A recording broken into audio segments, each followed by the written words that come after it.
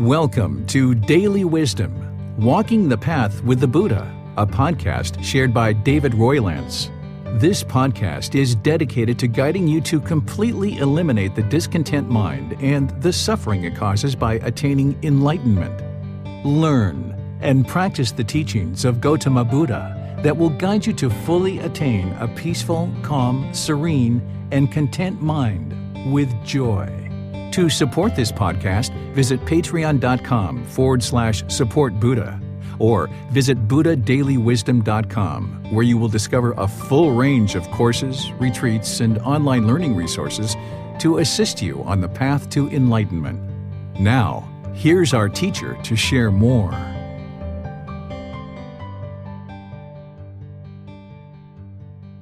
Sawadee Kap. Hello and welcome to Daily Wisdom, Walking the Path with the Buddha.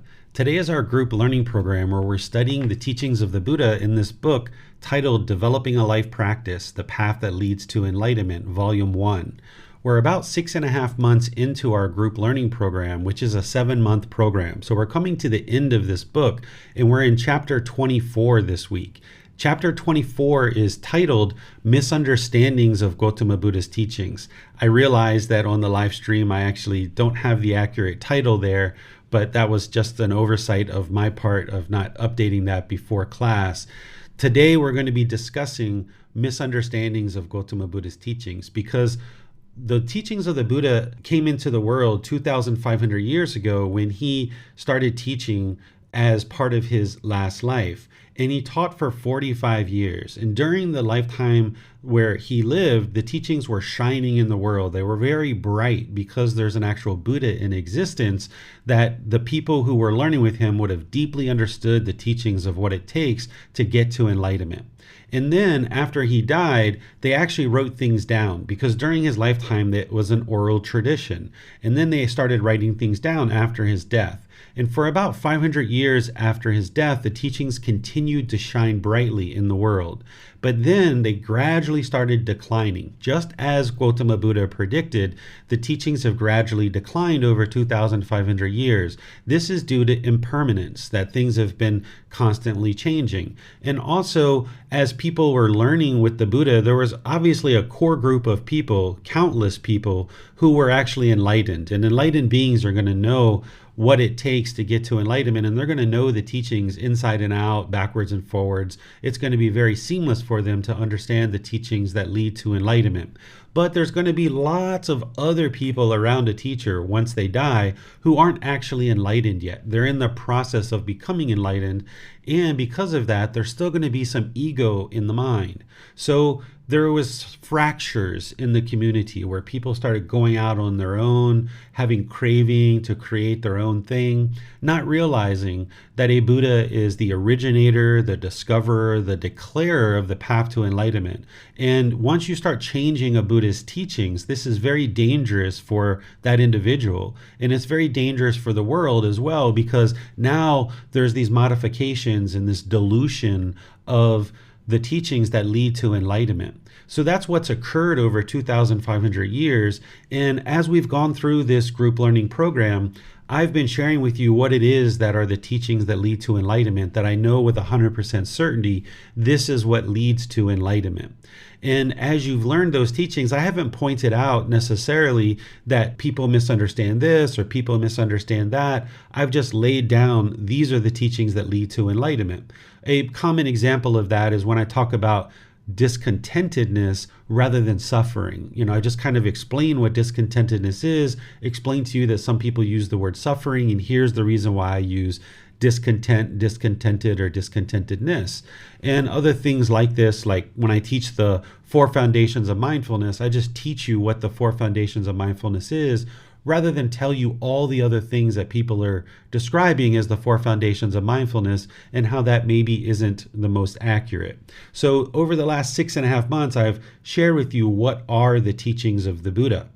And part of that teaching, you've learned that there are no rites, rituals, ceremonies, and worship that the Buddha taught as part of getting to enlightenment, because the primary problem that is keeping the mind in the unenlightened state is ignorance, or the unknowing of true reality. The unenlightened mind doesn't understand, for example, why it gets angry, or why there's sadness, or why there's frustration. The unenlightened mind lacks that wisdom. It doesn't have the clarity to understand, and typically we blame other people for being annoyed or irritated or frustrated. We blame other people, but this is because of the ignorance or the unknowing of true reality.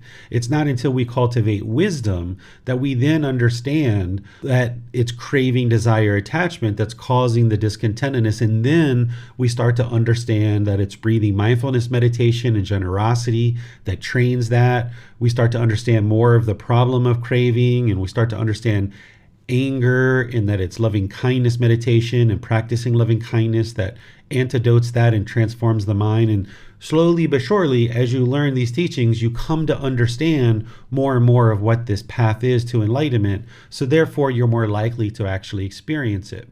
Well, if you've learned with me over the last 6.5 months or any amount of time other than that, you might actually decide at some point to go to a Buddhist temple or a meditation center, or you might decide to pick up a book from other authors, or you might have a conversation with somebody at a smoothie shop about Buddhist teachings and the path to enlightenment.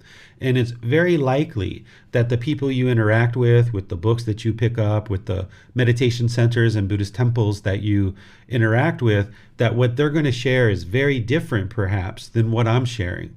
And this is attributed to most people in the world do not practice based on the words of the Buddha. So what you've learned over the course of this program is the teachings of the path to enlightenment based on the words of the Buddha from the original source text. The vast majority of the world doesn't study the Buddhist teachings based on the Pali Canon, the original source text. So there's a lot of misunderstanding. There's a lot of confusion. There's a lot of delusion or lack of wisdom in the world about the path to enlightenment and what the Buddha actually taught. One of the things that I'm doing as part of the work that I've dedicated the rest of my life to is bringing these teachings back into the world and restoring them in a way that people can see very clearly what is the path to enlightenment.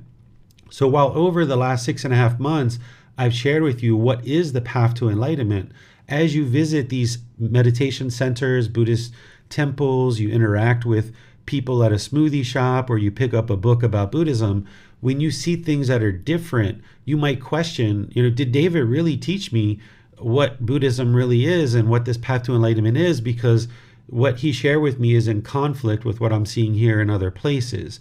Well, you can understand that what I'm sharing is the words of the Buddha, but more importantly, in this chapter, chapter 24, what I'm sharing with you is the misunderstandings, some of the very common misunderstandings. And there's misunderstandings above and beyond what I wrote in this chapter, but this chapter is dedicated to some of the most common misunderstandings that you're going to see in the world. And when I share this with you, I don't share it as I'm right and everyone else is wrong. I don't think in terms of right or wrong.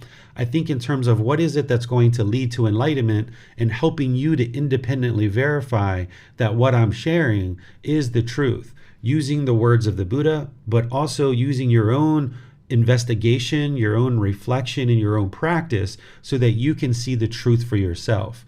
And by me sharing the misunderstandings that you'll see in the world, that people are misunderstanding Gotama Buddha's teachings, what this does for you by you independently verifying what I'm sharing is it further illuminates the path to enlightenment. What I'm looking to do with all these books and all these classes and retreats, and now I've got this Buddhist pilgrimage tour that we're going to be doing next year, all these different offerings that I'm making and offering for the community to participate in, what I'm doing is I'm illuminating this path to enlightenment. It's like laying down bright lights along the sides of the path so you can see very clearly what is the path, so that then you're more likely to travel that path.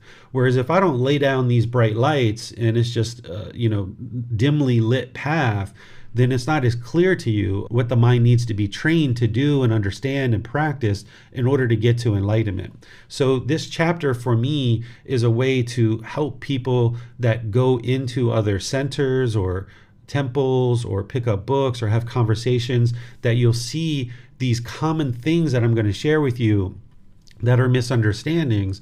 you'll be able to understand why they're misunderstandings, and you'll understand that because of impermanence and a lack of wisdom, and that the vast majority of the world does not study the words of the Buddha, this is the reason why you see what you see. See, the unenlightened mind is craving permanence. So when it hears the word Buddhism or Buddhist temple, the assumption is everybody must be practicing the same thing. If this person shaves their head and wears an orange robe, they must know the teachings of the Buddha, right? Well, that's actually not true. That essentially we don't have a centralized organization that has collected up the teachings and then disseminate them out through the world, and that everybody learns and practices the same things. Instead, what you've got is you've got this large variety of temples and meditation centers and authors and teachers who are sharing various things that they might have learned through an oral tradition. And in an oral tradition, this oral tradition is easy to be changed. When things are written down and they're recorded on video and podcasts and things like this, someone can't change the words of your teacher David. Like, someone can't say that David says that it's wholesome to go kill, because it's been recorded in books and podcasts and videos that this is going to lead to unwholesome results for you. But in a tradition like what Gotama Buddha started, which was very helpful, having the teachings that he shared as an oral tradition and then having people recite those every 2 weeks during his life, that once he died, these teachings were very strong and vibrant for about 500 years. But then, because they were primarily living as an oral tradition, even though things had been written down, not everybody was looking to those teachings that were written down. There were still a lot of people right after his lifetime, during his lifetime and after his lifetime. But even today, 2,500 years later, there's still an enormous amount of people who are relying on the oral tradition. And because of this, the teachings can be modified and changed, not necessarily out of ill will or ill intentions or anything like that, but just because the lack of memory, the lack of clarity, the lack of understanding, these teachings have gradually changed. Just like all the other teachings, whether it's Christianity or Muslim or Hindu teachings or any other tradition that's out there, these things are not exactly the same as they were during the lifetime of the original teachers. So when we recognize that things have changed, then what we do is we look to the original source teachings of the Buddha from the Pali Canon, and we don't believe the Pali Canon. We never believe anything. You don't even believe the things that I share, the books that I write, the classes that I teach. You don't believe anything that I say. Instead, you learn what I'm sharing, then you reflect on it to independently verify it, and then you practice it and see if it transforms the condition of your mind, and if it's actually working to transform your mind. And if it is, and you see the discontentedness gradually diminishing, then you know you're learning the truth.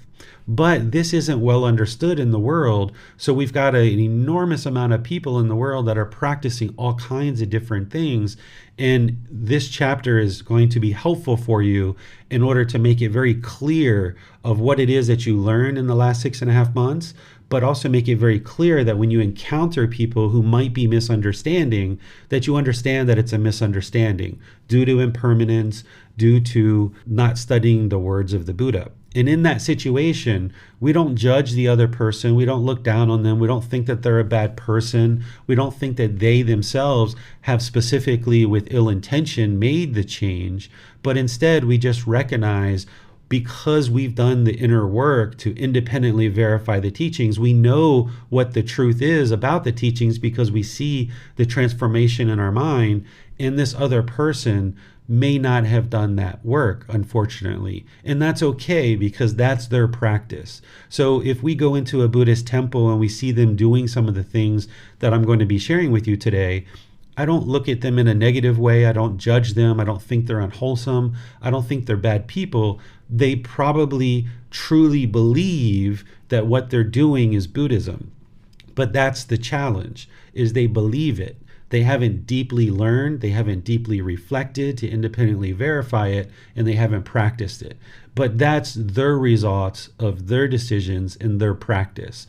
Our role isn't to go out and change everyone else and tell everybody else what the misunderstandings are. Instead, I write these books, I share these classes, I invite people to come learn, And then when people do come learn and they take the time to understand what it is that I'm sharing, then they can see for themselves that this is the truth.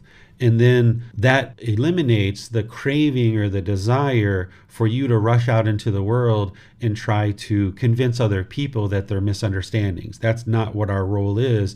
But instead, as a community, we're sharing resources that help other people to learn with the words of the Buddha if they choose. And they need to be able to choose to come learn these teachings.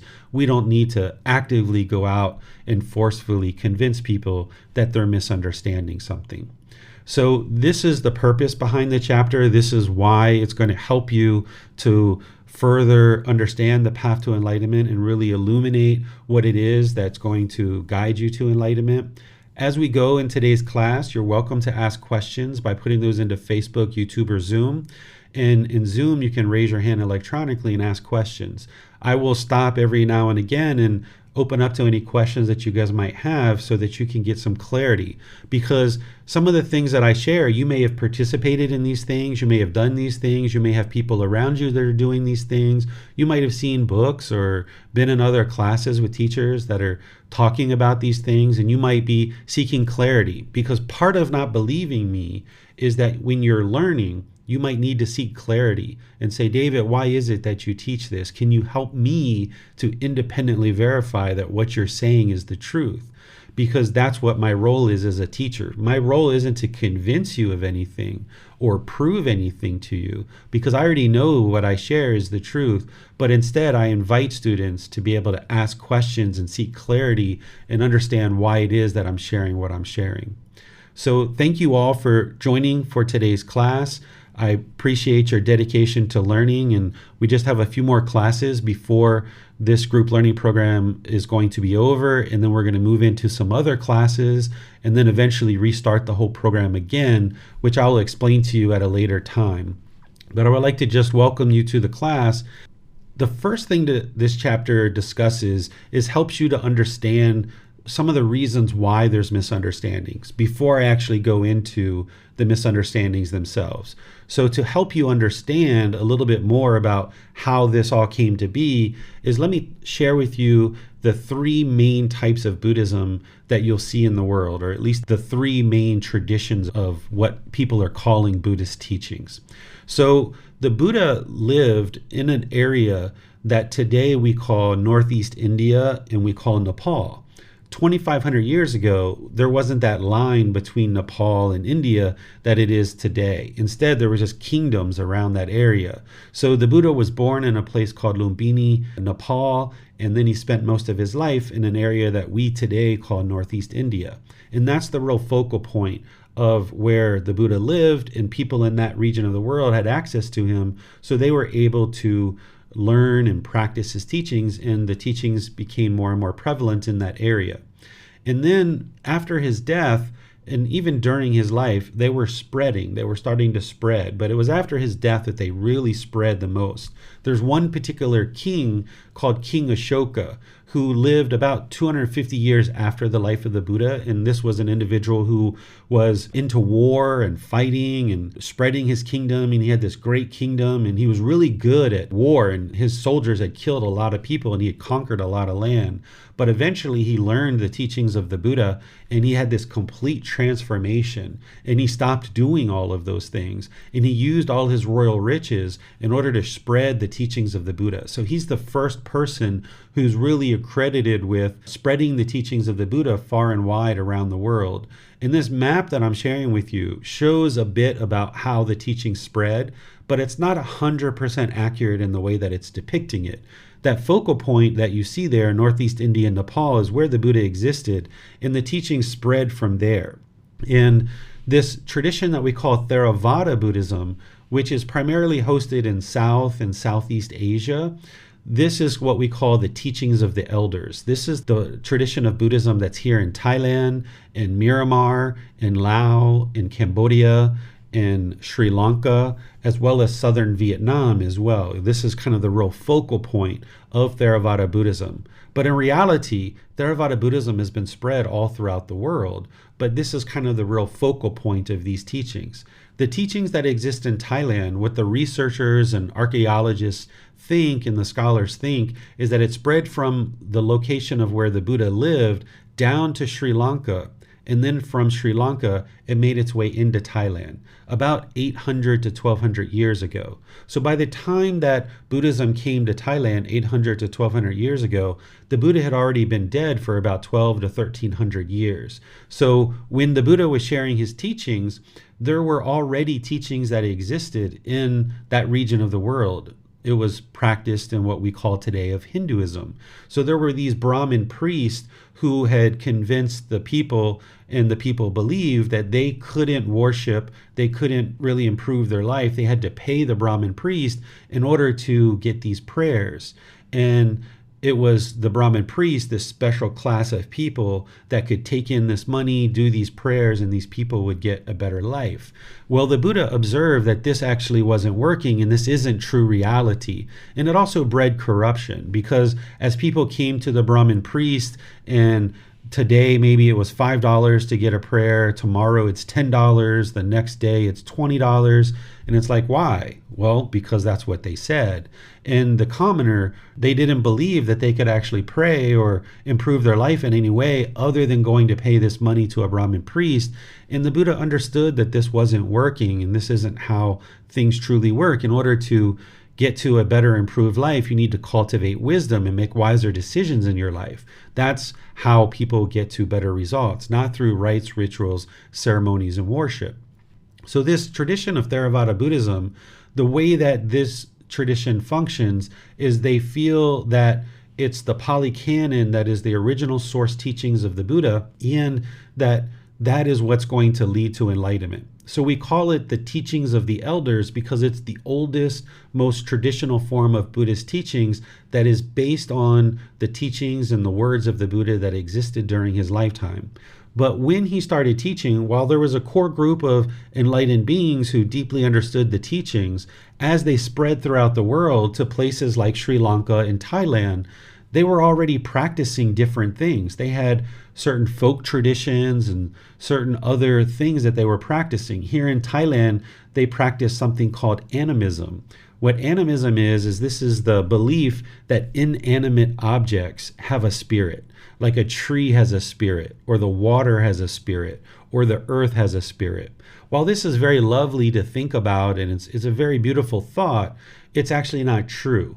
That a tree, the earth, these things, they don't have a spirit, but people were worshiping a tree as if it has a spirit, or the earth like there's a spirit. And even still here in Thailand, they have these things called spirit houses that they will put in front of houses, or they'll put it in front of a business, and they believe that the spirits are coming to live in those houses, and they will feed these spirit houses with water and food, thinking that they're appeasing the spirits. And by doing so, it creates a better life for them, that these spirits don't affect them and cause impact to their life.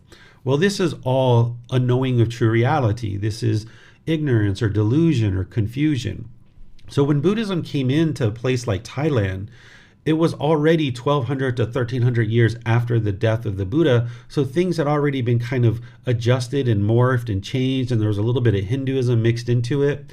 And then there were people here in Thailand who were already practicing things like animism in their folk traditions. So it's not like Buddhism arrived on a Friday and there was a countrywide announcement that said, all right, on Monday, we're going to be up and running on Buddhism. Everybody clear out everything you know about your folk traditions and everything that your ancestors ever taught you. Clear all that out of your mind, and we're going to be up and running on Buddhism 2.0. You know, that's how we upgrade computer systems. We don't do that with teachings that have been integrated into people's hearts and into their minds, and they've been handed down from our ancestors over a consistent long-term period of time with generational knowledge. That's not the way things happen. Instead, the people that were here in Thailand and in Sri Lanka and Myanmar and Cambodia and all these other places, they were already practicing certain teachings, so that when Buddhism came in, they just integrated it into what they were already doing. So this is why you'll see a lot of misunderstandings in places like Thailand and Cambodia and Myanmar and Laos and southern Vietnam and Sri Lanka, is that people have over time integrated in these Buddhist teachings with what they were already doing. And this has been contributing to the impermanence of the Buddhist teachings. And this is why we see the misunderstandings that we see in the world. And while all this was happening and all these teachings were being spread throughout the world, there was these splinters in the community where a certain group of ordained practitioners went off and created something called Mahayana Buddhism, which is a big modification to the original teachings of the Buddha. And then there was another branch that was created called Vajrayana Buddhism. And in each one of these major schools of Theravada, Mahayana, and Vajrayana, there's individual sects within them. So there's 3 major schools, and then there's a lot of segmentation within each one of these individual traditions. So what we've got in the world is this huge diversity of teachings that are all very, very, very different, depending on what tradition you're studying, depending on what temple you're at, depending on what person you're talking to. They're going to understand the teachings very differently. And some people refer to the Theravada tradition as the lesser vehicle, or Hinayana, which is a derogatory way of referring to Theravada Buddhism. Some people refer to Mahayana Buddhism as the greater vehicle, and the Vajrayana Buddhism as the lightning fast vehicle. And this is the idea of how quickly can you get to enlightenment. Well, anybody who's interested in getting to enlightenment quickly, they don't understand how enlightenment works, that it's a gradual progression. It's a gradual training, gradual practice that leads to gradual progress. There's no such thing as hurry up and get to enlightenment. So by describing these different types of Buddhism, it's almost like, if you're selling a product today, it's like, oh, you've got version 1, you've got to have version 2, and version 2 is so much better. And oh, you've got version 2, you've got to have version 3 because version 3 is so much better. But in reality, as these different traditions of Buddhism started to spawn, they actually started getting farther and farther away from the teachings of the Buddha. That in the Theravada tradition and in the original teachings of the Buddha, you can see that he didn't teach rites, rituals, ceremonies, and worship. But by the time Mahayana Buddhism is created, there starts to be rites, rituals, ceremonies, and worship. And then by the time you get to Vajrayana Buddhism, there's all kinds of rites, rituals, ceremonies, and worship that is part of this tradition. So when you understand deeply what the words of the Buddha are and what he actually taught, and then you see what's being done in Mahayana and Vajrayana tradition, you can see that they're farther and farther away from what leads to enlightenment. And I'm not saying that they're wrong or they're bad or there's anything intentional that they're doing. Perhaps there's some temple somewhere in one of those traditions that are teaching something that does lead to enlightenment. I don't know, because that form of Buddhism, from what I've seen and what I've been exposed to, has rites, rituals, ceremonies, and worship in it. And as soon as those things get introduced, then the mind doesn't understand that those things don't lead to enlightenment. But because of this integration of Buddhism into a place like Thailand and Sri Lanka and others, even in places here in Thailand, you will see rites, rituals, ceremonies, and worship that are being practiced that are hindering people from actually getting to enlightenment. And when I talk about misunderstandings, that's what I'm going to be helping you to see, is a lot of these rites, rituals, ceremonies, and worship, and also the way that people are thinking about these teachings are misunderstandings, and I'll help you to see more clearly what that is. But I'd like to pause here for a moment and see if you guys have any questions on the 3 main traditions of Buddhism and, kind of how they came about and the impermanent nature of the teachings coming into the world before I move into actually sharing the misunderstandings themselves. So the way that you can ask questions is put those into Facebook, YouTube, or Zoom, or you can electronically raise your hand in Zoom and ask any questions that you like. Yes, sir. I have a question for you, sir. What is presently practiced in Nepal and northern India, where the Buddha originally taught? So interesting enough, the area that the Buddha originally taught in is actually Hindu. They don't practice very much Buddhism. You would think that a Buddha arising in the world and being in that region of the world, that those people would still be Buddhist practitioners. But the way that this works is just like with Jesus Christ, just like with the Buddha, just like with Prophet Muhammad and others, the region of the world that you're from, the people usually reject you as being a Buddha, or in Jesus Christ's case, being a prophet, or being a son of God. People typically think like, how could he be a Buddha? He's just like us. There's nothing special about him. He's just like all the rest of us that grew up in this area. It's typically people outside of the region that you were born in and you grew up in that actually honor and respect your teachings and can see the clarity and truth in them, because when you are from outside the area, you're kind of immediately considered an expert. This is something that I learned when I was in computer field. When I graduated from computers and I took a job in Northern Virginia, I was like 22, 23 years old, and I really didn't know a whole lot. I just graduated from college, and this company was traveling us all around the world, all around the US, and they were charging people $350 an hour for my time to show up and actually do some work. There was nothing that I did during that period of time that I would consider worth $350 an hour. But the company that was hiring us, they viewed what I was doing as worth $350 an hour. Why? Because the definition of an expert is that you're from out of town, essentially, right? If you're from out of town, you're an expert. So the Buddha living in this certain region of the world, people didn't necessarily, after his death, adopt what he was sharing and consider him an expert in the teachings that lead to enlightenment. But if you look at northern India and kind of like southeastern India and South India, those are regions of India that actually more adopted the teachings of the Buddha because he was from outside that region. He was an expert.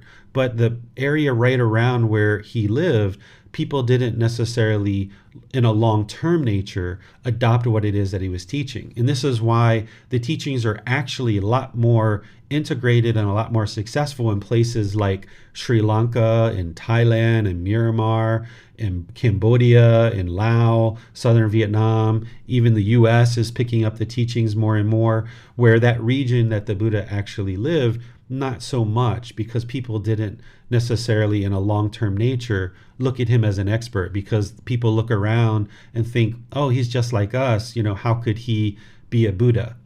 For another example is like, say that a Buddha arose and was born in America, in the United States of America. People that grew up in that area, people who are from America, they probably wouldn't necessarily consider that person to be a Buddha because he's just like us. He grew up here, he's not going to necessarily be accepted and adopted as a Buddha. Or like Jesus Christ, he wasn't necessarily accepted by the people that he grew up around. So it's the same thing that you see throughout all these traditions. And any person who potentially might arise as a Buddha or a reborn Jesus Christ, they might choose to leave the area that they actually grew up in because they actually can see the results of these past teachers, and they might actually see that they can be more successful by living outside of the local area where they grew up, and this is a better way to perhaps share their teachings in the world rather than to continue to exist in the area that they were actually born in. So this is a commonality that you see amongst these kind of teachers that ascend to a certain level of enlightenment or awakening, that they're typically not accepted and adopted by the people who they grew up around and where they were actually born. Yes, thank you, sir. Yes, Miranda has a question on Facebook, sir. Yes, thank you, sir. On Facebook, Vimut Tyrad asks, what is Zen? Where does it fall into these three? Zen is part of Mahayana Buddhism. It's a segmentation or a sect of Mahayana Buddhism. Yes, thank you, sir. Mm-hmm. She also asks, is it Theravada mainly in Sri Lanka, Burma, and Thailand, sir? Yes. So it's Sri Lanka, Myanmar or Burma, Thailand, Laos, Cambodia, and southern Vietnam. They are, for all intents and purposes, more likely than not practicing Theravada Buddhism. But in reality, these teachings have really spread all throughout the world. So you can find Theravada temples in the UK, in Australia, in Japan, in Singapore, in the USA, in South America. They're really all over the entire world. But these are the real focal points that these population of people have learned the teachings and adopted them for a much longer period of time. So you might consider them like a hotbed of the teachings, because a place like Thailand has had the Theravada teachings for 800 to 1200 years, where they've only really been in America for about 50 years. Thank you, sir. Mm-hmm. And then she also asks, Teacher David, are you considering you are a Theravada? I have shared your books with friends, and she asks, what form of Buddhism is it? Yeah, most people would probably consider what I'm sharing is Theravada Buddhism. For me, I don't necessarily identify with any particular label or form of Buddhism or anything like this, because what I'm sharing are the words of the Buddha in the teachings of the Buddha, and I'm a practitioner of the teachings of the Buddha. During the lifetime of the Buddha, he wasn't Buddhist. He wasn't a Theravada Buddhist. And for me, I don't identify with being a Theravada Buddhist, but it does help people that when they ask, like, what form of Buddhism do you teach? I might share in a real easy way of, oh, it's Theravada Buddhism. It might be easier to share that way. But when students like you are studying with me more deeply, I help you to understand that this mind doesn't identify with the label of Theravada Buddhism. It also doesn't identify with the label of I am Buddhist, right? Because that's a label that then if somebody hears pleasant things about I am a Buddhist, they get pleasant thoughts. Or if they hear disagreeable things about I am a Buddhist, then their mind can get painful feelings. So by not identifying with any of these things and just realizing, like, I'm a practitioner of the teachings of the Buddha, that's the way that I think. And this isn't a label. This is just something that I'm doing as part of my practice. But for people to understand, it's sometimes easier to just say, yes, these teachings are from the Theravada tradition. Yes, thank you, sir. I think that you answered her follow-up question to that just now, how to answer those questions in short about the book when it comes to those questions, sir. Yeah, I think it's easier just to probably tell people that, yes, this is Theravada Buddhism, or it's the original teachings of the Buddha, or it's the words of the Buddha. I don't typically use the word Theravada other than in this particular class when I'm teaching it. You know, when I'm teaching this class, I'm helping you see the distinction because it's helping you to understand why there's these misunderstandings, that there's this segmentation and this fracturing of these teachings. And the same thing happened with Christianity, right? There's Baptist, Methodist, Lutheran, Catholic. There's all these fracturing of the teachings. And this is because of impermanence. And you know, each individual tradition is going to say, you know, our stuff is the right stuff, right? Because why would somebody be practicing that and sharing that if they didn't think what they were sharing is the real stuff? But what's important is that a lot of times what people are sharing is based in belief. If you're interested in getting to enlightenment, you should never believe anything. And that's how you can learn that what your particular teacher or the resources that your teacher is sharing is the truth, is because you don't believe what I teach. You don't believe the books that I write. You don't believe what I'm sharing with you in these classes. You learn it, you reflect on it to independently verify it, and then you practice it and see that it improves the condition of your mind. And then you know the truth. So it doesn't matter what somebody else says about what they think about the tradition of Buddhist teachings that you're practicing. You know the truth that at one time your mind was very angry and you experienced sadness and guilt and shame and fear and all these other discontent feelings. And now as you've gradually learned these teachings, those don't exist anymore. They've gradually diminished, and ultimately when you get to enlightenment, then those feelings have been completely eliminated from the mind, and that's how you have the truth. And you know the truth that these are indeed the teachings of the Buddha because you've observed the changes to the condition of the mind. So every one of these traditions and every practitioner in these traditions will tell you that what they're doing is the truth. But the way that you determine that it's the truth is through independent verification and through practice. When you see the condition of your mind improving, that's how you know you're learning the truth, because you've got the results of the mind getting closer and closer to enlightenment. Yes, thank you, sir. We do not have any questions on Facebook or on YouTube at this time, sir. Yes, sir. That seems to be all the questions on the platform. All right. So let's go ahead and move on to the next thing that I have to share with you guys, which is the actual misunderstandings themselves. I'm going to share with you 9 different misunderstandings, and I'll pause after each 3 to open up to any questions. So even though I've shared with you about these 3 different traditions of Theravada, Mahayana, and Vajrayana, I don't share with you all the misunderstandings of Mahayana and Vajrayana because I don't think that that's necessarily beneficial, and I think it can actually be confusing. Instead, what this chapter really focuses on for the most part is the misunderstandings within the Theravada tradition. Because if you're going to navigate the Theravada tradition and go in and out of temples or meditation centers or consult with teachers and so forth, you would like to be able to identify what things are misunderstandings so that you can see the path very clearly of what leads to enlightenment. So this first misunderstanding that I'll share with you is something that in Thailand is called Quat Nam, or pouring water ceremony.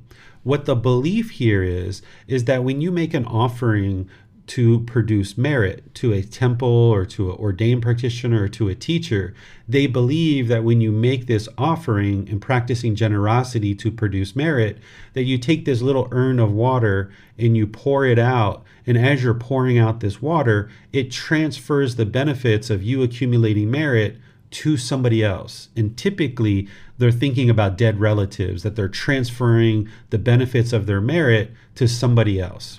Well, if somebody believes this, it's just a belief. If you understand what the practice of generosity and merit is actually accomplishing, then you realize that it's not possible for you to transfer the benefits to somebody else. So when you're practicing generosity and you're practicing to accumulate merit, the generosity that you're practicing is to help you eliminate craving, desire, attachment, because the mind has this longing and yearning. It's holding on to things really tightly. It's clinging. It's being selfish. And when you're practicing generosity of giving and sharing your time, effort, energy, and resources, this is contributing to you to help you eliminate the craving, desire, attachment. That's what the real benefit of generosity and the accumulation of merit is doing for you.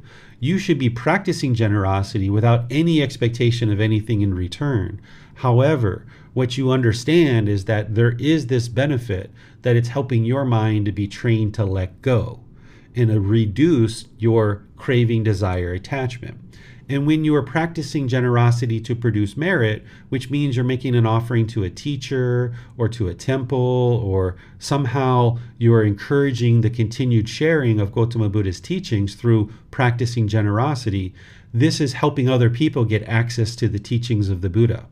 There's no way for you to transfer the elimination of craving in your mind and this merit that you're accumulating by helping the teachings of the Buddha come into the world more readily. You can't transfer that to your dead relatives.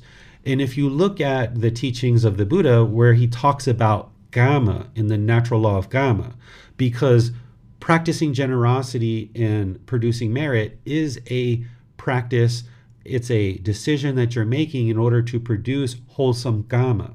When you look at the words of the Buddha, when he talks about Gama, and this is in chapter 9 of volume 1, and it's also in volume 6 of the book series that I wrote. That entire book is dedicated to the natural law of Gama. The Buddha says that when somebody is producing Gama, either wholesome or unwholesome, you are its heirs. He says, you have Gama as your origin, you have Gama as your resort. Whatever you do, wholesome or unwholesome, you are its heirs, meaning you're going to experience the results of whatever decisions you make. He never ever shares anywhere in his teachings that you can transfer your Gama and the results of your decisions to somebody else. It's not possible for you to do that.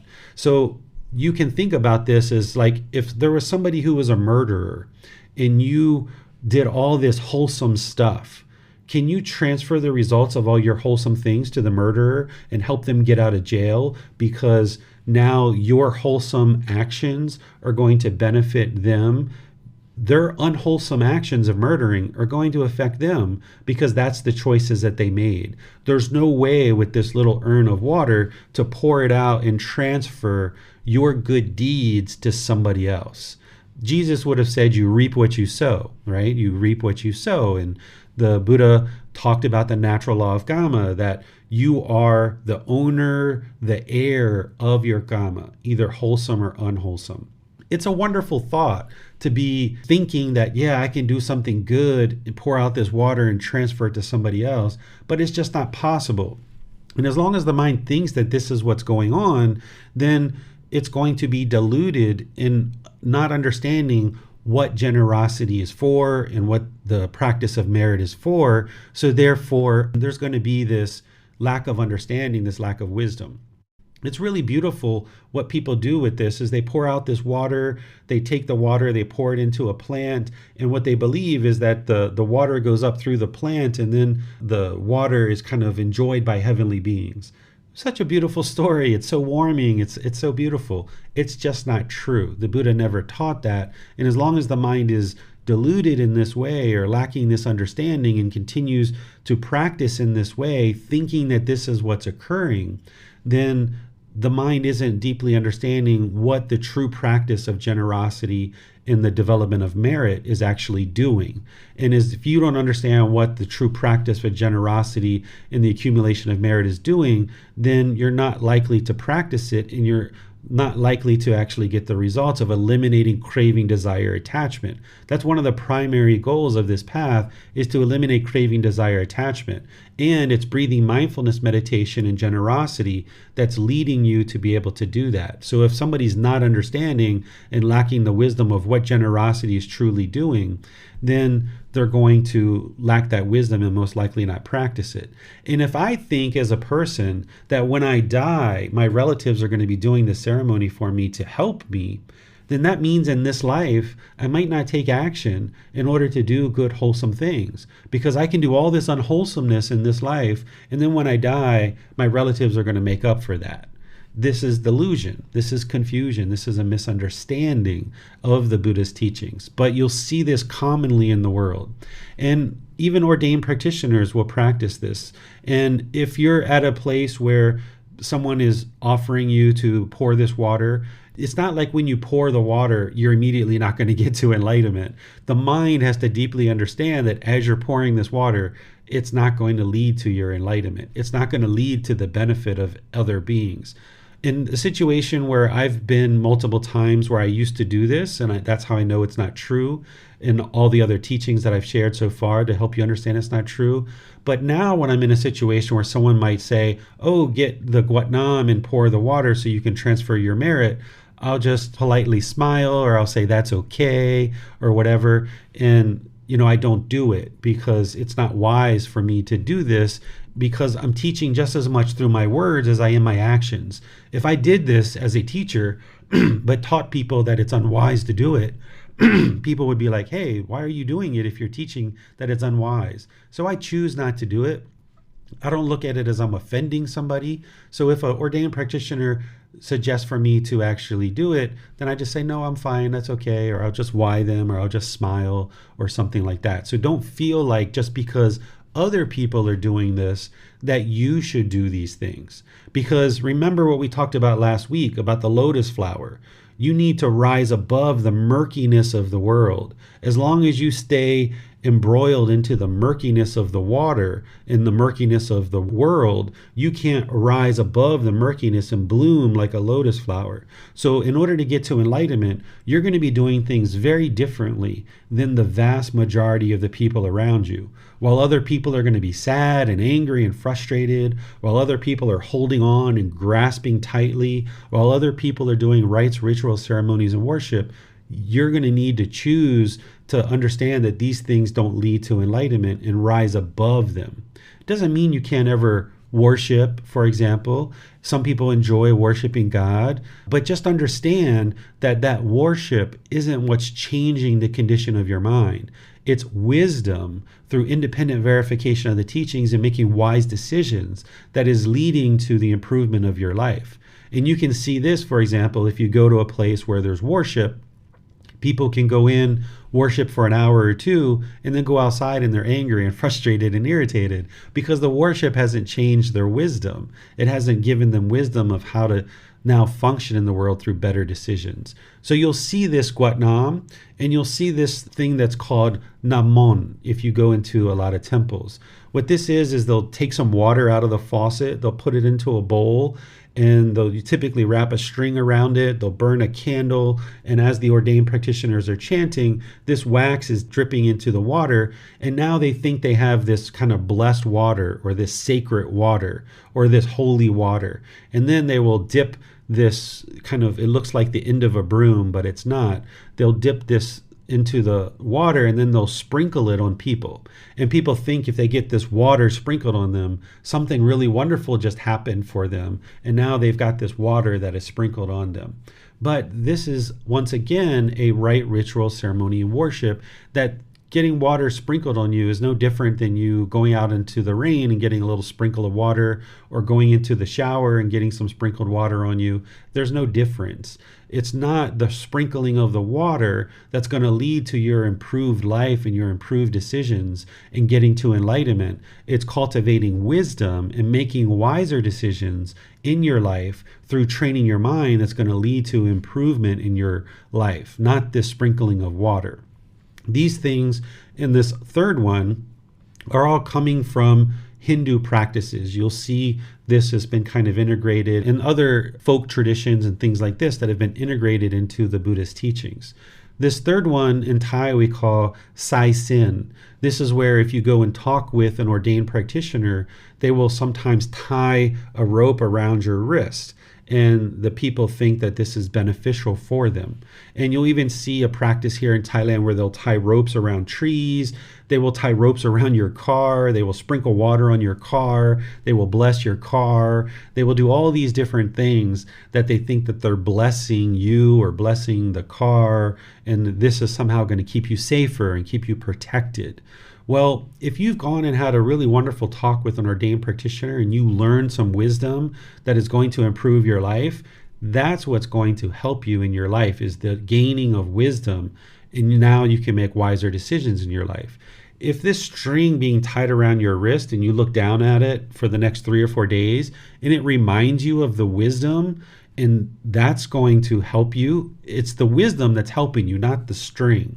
The string isn't actually helping you, but people believe and they think that tying this string around their wrist, somehow they now got this sacred thread from this ordained practitioner and somehow this is going to protect you.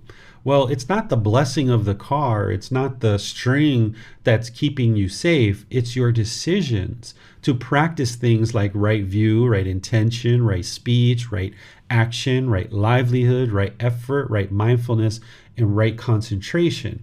These are the things that are protecting the mind, because now you're making wiser decisions about how you interact in the world. This string is just a piece of string. It's not going to protect you from somebody attacking you, for example. It's your decisions about how you choose to interact in the world. If you had a string wrapped around your wrist and you were harsh and aggressive with people in your community, you can think that you're going to probably get attacked by somebody. But if you practice right speech and you're speaking at the right time, what you say is true, you speak gentle, you speak beneficially, you speak with a mind of loving kindness, then you know that you're not causing any harm to any people around you, and then people aren't going to be interested in attacking you. It's not the string that's accomplishing that for you. It's the wisdom that you cultivate about the Eightfold Path and the way that you implement that wisdom in your life that's leading to better results. So let me pause here and see what questions you guys might have. Remember, you can put those into Facebook, YouTube, or Zoom, or you can raise your hand in Zoom and ask any questions that you like. Yes, sir. Chris Rice has a hand up in Zoom. Hi, Teacher David. I accidentally let the teaching pass the initial part where I had a question. In the beginning of this chapter, the book says that there are varying degrees of enlightenment which shine through at various stages, while defilements of the minds will be present. Does that mean that a fully enlightened being will still have defilements in their mind, or does that only refer to non-fully enlightened beings? that only refers to non-enlightened beings. So remember, there's the 4 jhanas, which are the preliminary phases that the mind goes through before it gets to the first stage of enlightenment. And then there's 4 stages of enlightenment. It's only once the mind's in the 4th stage of enlightenment that it's actually enlightened. Everything previous to that, the mind still has defilement, it still has pollution. So somebody could be in the first stage of enlightenment, for example, and still have conceit, still have ego. They're having a significantly diminished amount of discontentedness, but there's still ego in there, for example. And this is why during the lifetime of the Buddha, not everybody was enlightened by the time he died. So there were still people who were in various stages of getting to enlightenment.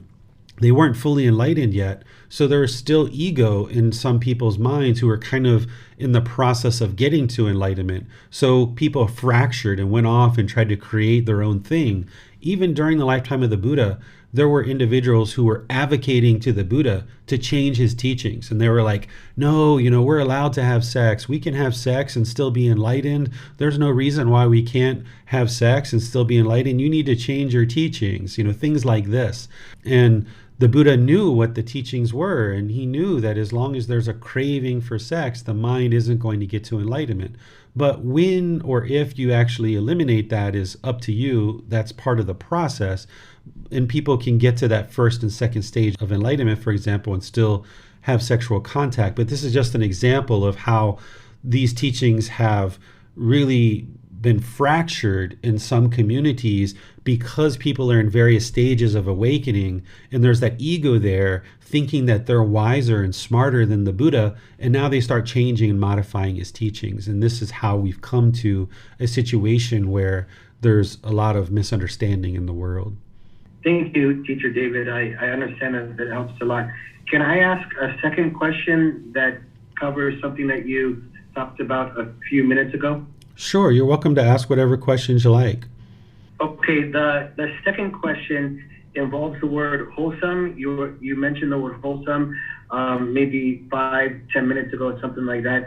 But I looked up the definition of the word wholesome, and it indicated that it means that wholesomeness involves something that leads to good health and well-being. But in the teachings you provide, does wholesomeness, does that really encompass, if you do wholesome decisions, how, I kind of lost my train of thought, but I think I'm going back to the teachings about there being 3 different type of people in the world, and a third type of person, they know how to gain wealth and also increase their wealth. And then the second one is that they also know the difference between wholesomeness and non-wholesomeness. But then I'm wondering, how can a person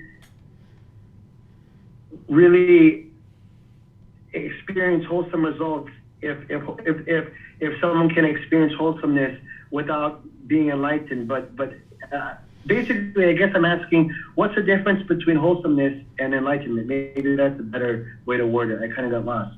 Okay, so enlightenment is a mental state where the mind has been completely purified and it no longer experiences any discontent feelings, right? So no anger, sadness, frustration, irritation, all these other discontent feelings are eliminated. It's a mental state. And in order to get there, somebody would need to cultivate wisdom.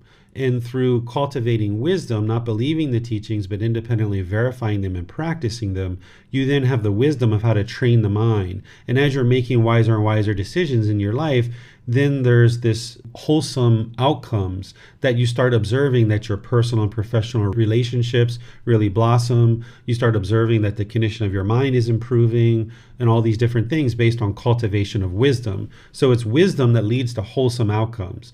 When we make unwise decisions because we lack the understanding of these natural laws of existence, when we make those unwise decisions, not understanding the natural laws, then they're going to lead to unwholesome results, right? And a lot of people will use the word good and bad But I tend to use wholesome and unwholesome because I think it better represents what it is that we're going for, that we're not really saying something's good or bad, but we're looking for wholesome results based on wise decisions. But you can't make those wise decisions if you haven't cultivated wisdom.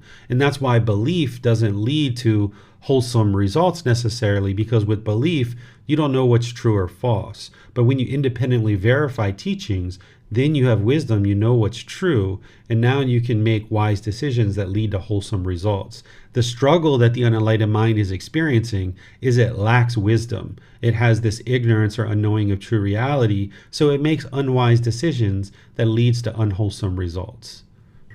Okay, yeah, that helps a lot. But I guess I'm still wondering, in the example of the third person in the world compared to the attentive practitioner who could see the Four Noble Truths, how can the third person that is able to see how to gain wealth and also how to increase wealth, and then the second part also understanding the difference between what is wholesome and what is unwholesome, how can they actually see what is wholesome and unwholesome without actually knowing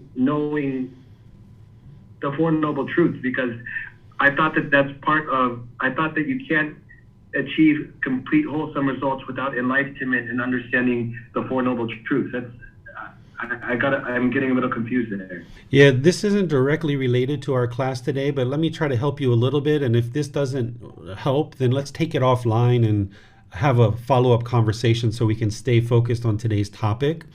Is that the mind isn't either unenlightened and enlightened. It's not like flipping a switch. It's not like everything's horrible in your life and then the next second everything's wonderful because you've gotten to enlightenment. Instead, it's a gradual progress.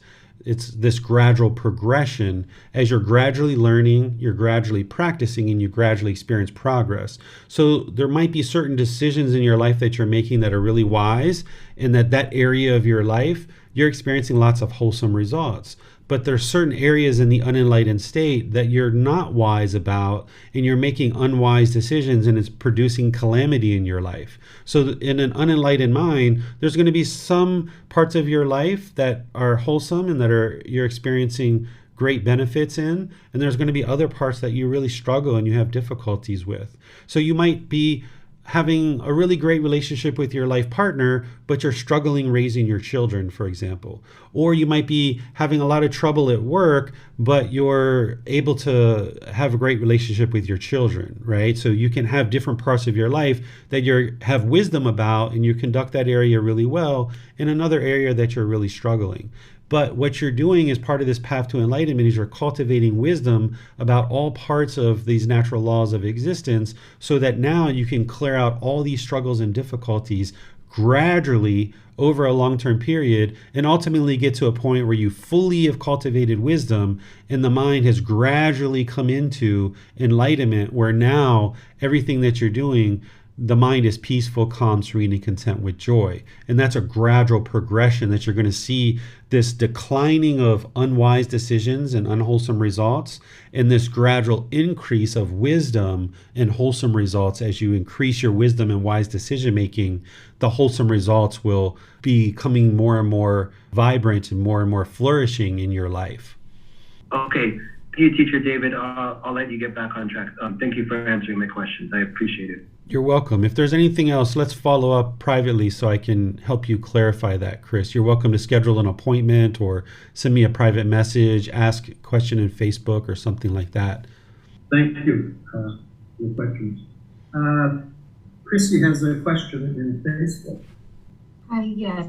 Hamut Tyrod asks, where or how do you put your mind when you have to be in the situation that they are doing pouring water or pray?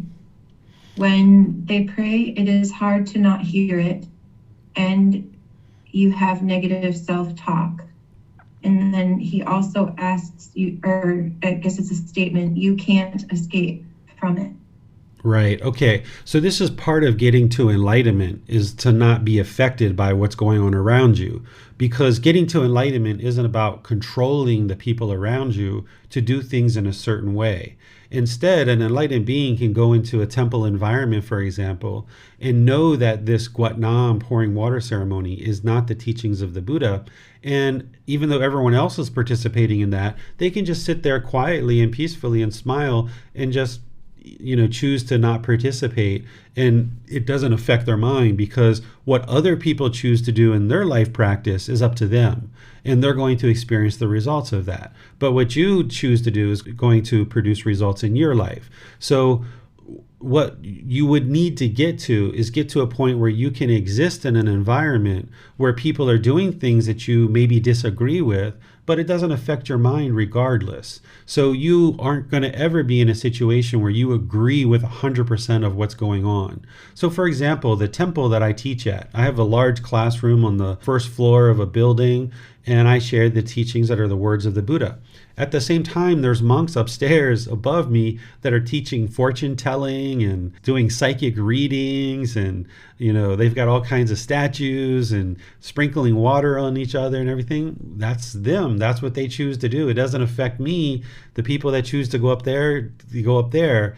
When I come into the temple and I see people are waiting to go see those monks, I why them, I show respect, I smile to them, I say hello.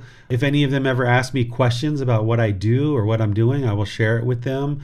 But your contentedness shouldn't be contingent on what other people are doing. Your peacefulness, your joyfulness shouldn't be contingent on what other people are doing. That's the attachment. That's the craving. If somebody's craving for other people to do things a certain way, then they're only going to be content and joyful when those people do things your way.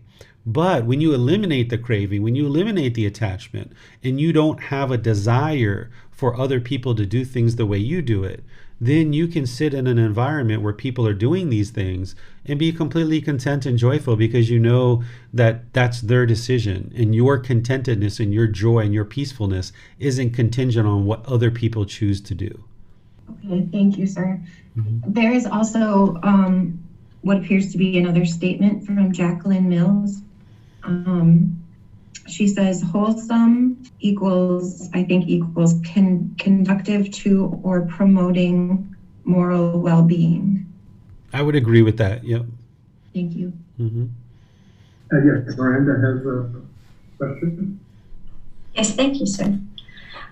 About this Guat Nam, the first one, the pouring water ceremony, I guess this is something that I've looked at before, and the mind keeps coming back to how this could have become misunderstood, because Gotama Buddha did teach that beings are the owners and the heirs of their karma. Is there a teaching somewhere that you know of that maybe I haven't come across yet where this could have become misunderstood? Yes. So the reason why it's being misunderstood is because people aren't using the words of the Buddha to study. As people are sharing the oral tradition, and somewhere along the line, somebody was like, hey, grab that little thing and pour out some water and let's transfer our merit. And it just kind of gradually continued to happen, right? But there is, in volume 12 of this book series, a listing of some of these misunderstandings and where they're from. This team of people that did the research for these books, they traced exact misunderstandings to individual monks, maybe from 500 years ago or 300 years ago, who actually introduced something that completely misled the community. So you'll see, I think, what Nam is in there, and Namon is in there as well, of where the misunderstanding comes from. But the core misunderstanding is that the ignorance, the unknowing of true reality, the thing that is affecting all unenlightened beings, and that people aren't studying with the words of the Buddha and the clarity of his teachings. That's the challenge. And that's why the work that we're doing in part of this community is so important, that we understand what are the true teachings and that we practice the true teachings. And then when people are interested in learning, then they can come in and learn, and they can see the truth for themselves. And what other people choose to do, up to them. They can choose to do whatever they'd like to do, but as long as we know what the truth is and we practice the truth, we see the condition of our mind improving, and we're not judging other people for what they choose to do, and we're not having conceit or arrogance about what we're choosing to do. This is the way of practice, is that we just learn, we reflect, we practice, we see the improvement to the condition of their mind. Wow, we know these are the real teachings, because there's beings that are getting closer and closer to enlightenment every day in our community. And then as people choose to come in to learn, we just open arms, invite them in and welcome them in and help them to learn. And then others can experience the same thing. And in this way, over the course of our life and multiple generations, we will restore the teachings of the Buddha back into the world. And then more and more people will understand them and actually be practicing them and getting the results of the enlightened mind. That's the ultimate determining factor of whether what you're practicing is the truth or not. Is the mind experiencing a diminishing of discontentedness and getting to enlightenment? And this is part of the misunderstandings too, is that the vast majority of the world don't understand what enlightenment is and what is experienced as enlightenment. And there's just so many misunderstandings. And that's what this whole book series and all the work that I'm doing for the rest of my life is really working towards accomplishing, of laying down what is enlightenment and how to get to it. This is just a small chapter to really highlight some of the key misunderstandings that you'll see other people practicing. Yes, thank you, sir. Mm-hmm. Thank you, sir. Slav? Oh, I'm sorry, Miranda? That's okay. There was also a question, this Nam Man, the blessed water sprinkling ceremony. This was actually experienced. I went to a temple and I donated a bag of rice. And after donating the bag of rice, this monk took, it did look like the end of a broom, into water and sprinkled like this. What would be the wisest response to this? I didn't feel that me saying anything, it wouldn't have been the right time or the right place to say anything to this person about what they were doing. But what would be pretty much the wisest response to something like that, sir? Sure. Remember that our goal in life is not to push the teachings onto people or force other people or teach other people. Our teachings are only available for those people who choose to learn from us, right? People who choose to ask questions. So if I was in that situation, I would probably just, okay, they sprinkled water on me, no big deal. I already know that it's not doing anything other than making this body wet. I might choose, depending on how much time I have and who this person is and how open they are to understanding, I might start asking them questions in order to help them understand, but I'm not obligated to do that, and I'm not going to force that on them. So like I've been in temples before where I've seen monks sprinkle water on other people, and I will go up to them politely and ask them questions, and they've actually admitted to me that they know that this is not part of the Buddhist teachings. And then I ask them, I say, well, why do you do it?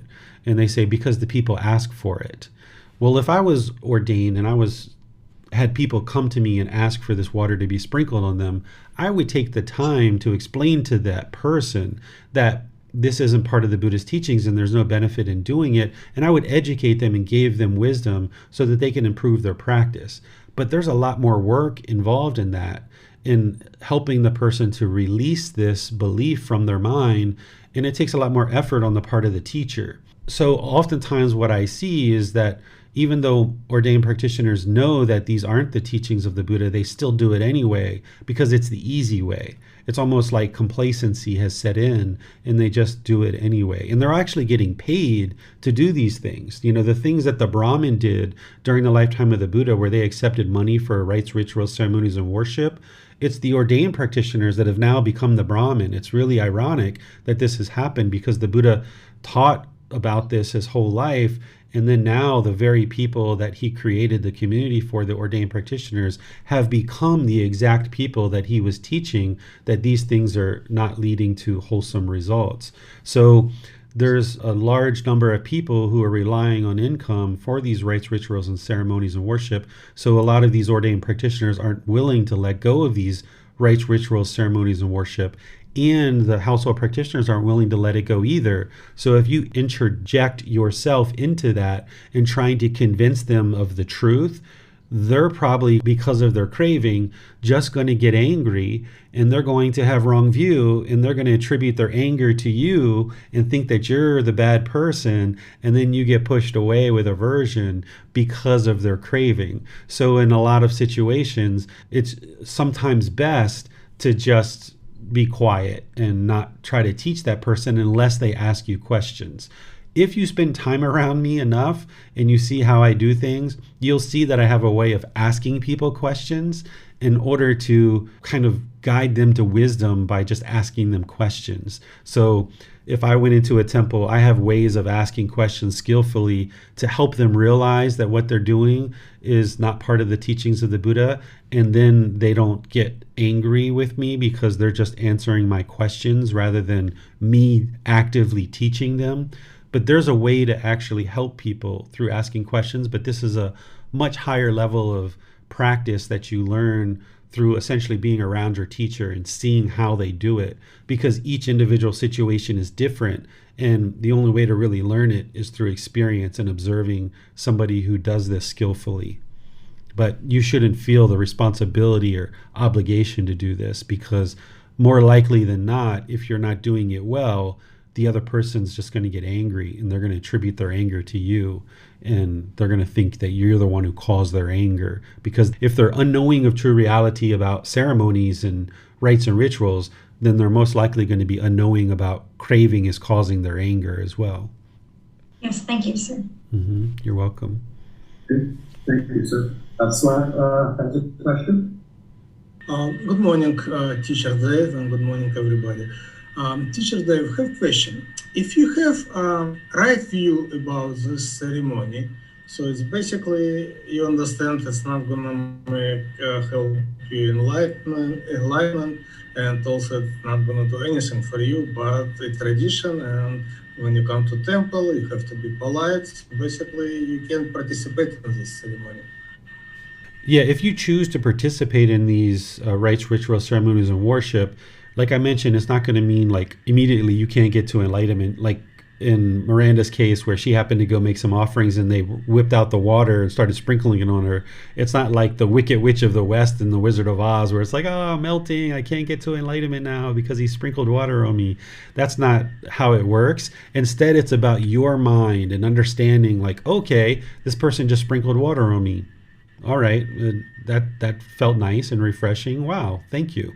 Right? So it's more about how your mind understands with wisdom what's going on versus how you choose to participate or not participate. So if somebody's participating in something like Guatnam or the Namon or the Saisen and thinking and believing that these things are going to benefit them, then their mind is still confused and it still has ignorance or a lack of wisdom, this unknowing of true reality.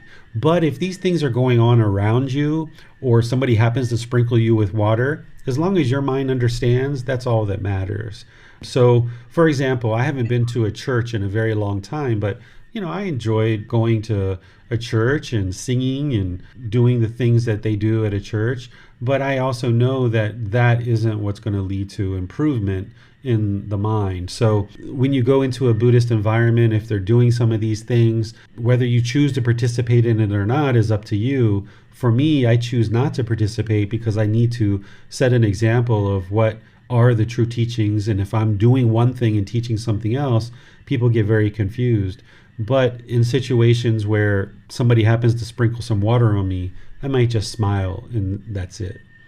No, in my situation, when I go to Theravada temple, I have a particular one priest, and he always invites me to do sign ceremony. And, kind of I feel if I refuse, it's going to be not polite. So, and I know it's not gonna do anything for me, it's not gonna help me, it's not gonna let me get enlightenment. So I choose to participate, to be just polite to this person.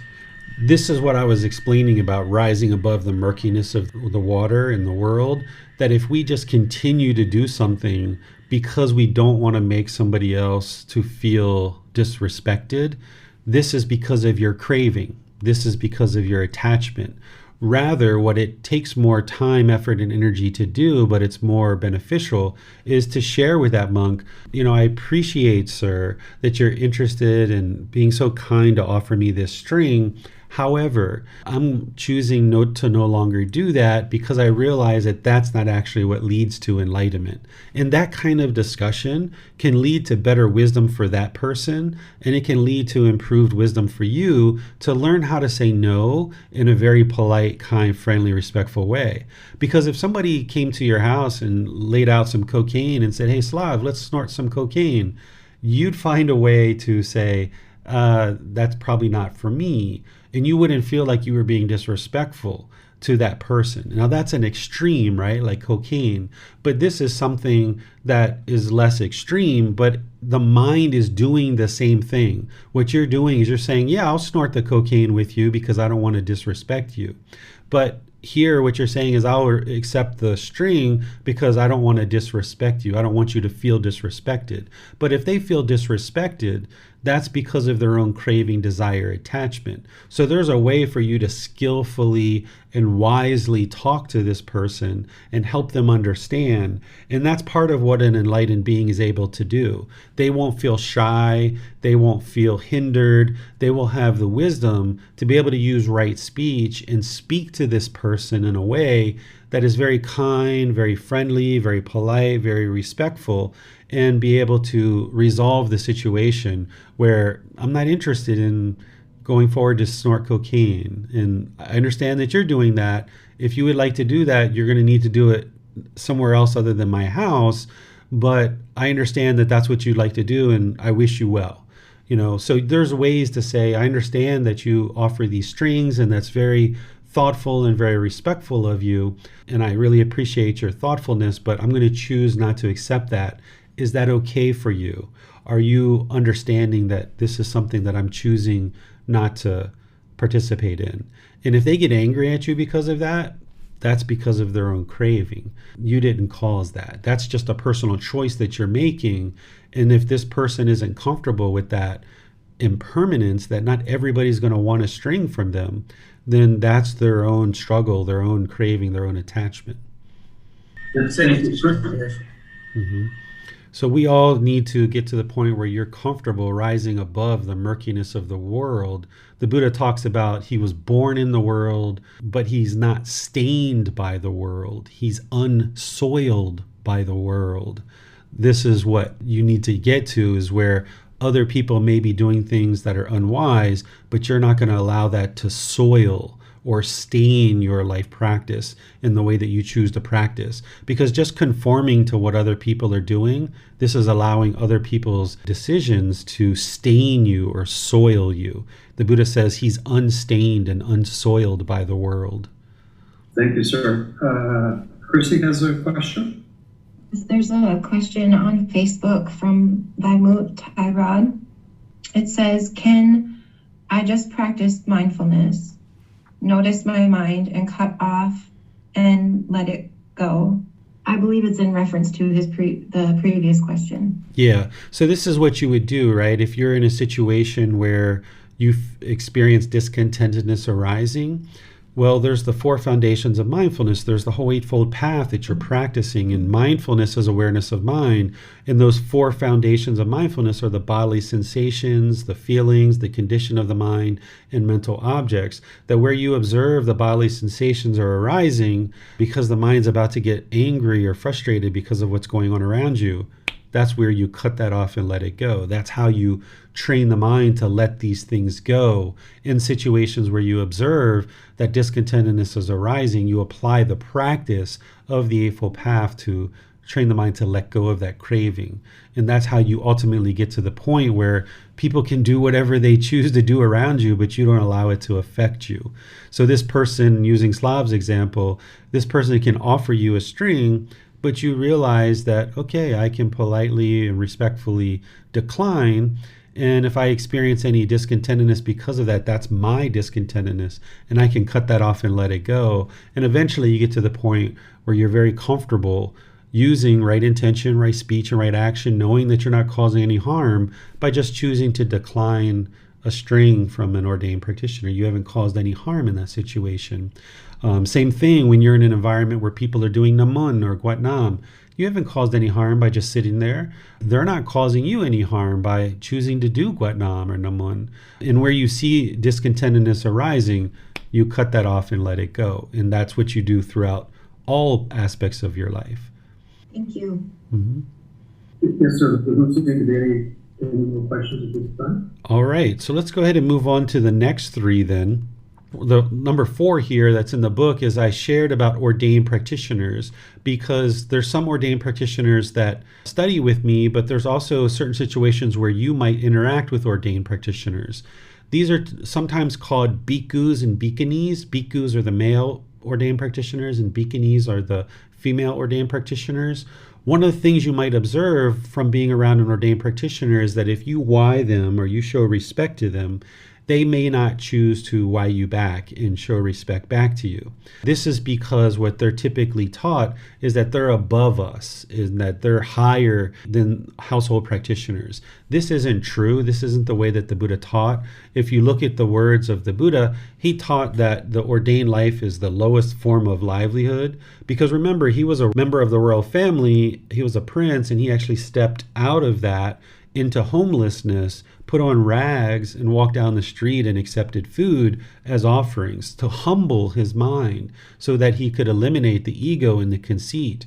But unfortunately, over the last several generations, people have gotten to the point where they elevate ordained practitioners thinking that they're so high above household practitioners, and this breeds conceit and arrogance and pride and ego in the mind, to the point where they're actually taught as part of their ordination that if a household practitioner whys you, you don't why them back. And they're taught that because they practice more precepts, this is the reason why they do that.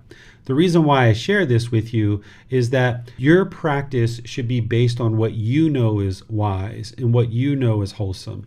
Your practice shouldn't be contingent on what other people do. So if you why ordained practitioners and they don't why you back, you shouldn't expect that they will why you back, so that when they don't why you back, your mind's not discontent because of it. So if you why an ordained practitioner and they choose to not why you back, you just smile and you just keep on going about your day. I interact with ordained practitioners occasionally, particularly at the temple that I teach at, and I will typically why them. They absolutely don't why back, and I just smile, and I keep whying them every time that I see them, because I do this for my practice, that I'm ensuring that my mind is polite, kind, friendly, and respectful. I'm ensuring that my practice is based in humbleness. Whether somebody else chooses to respect me or not is up to them. They're not disrespecting me. They're just choosing not to why, based on their lack of wisdom of what they've been taught in their education and what they've been taught.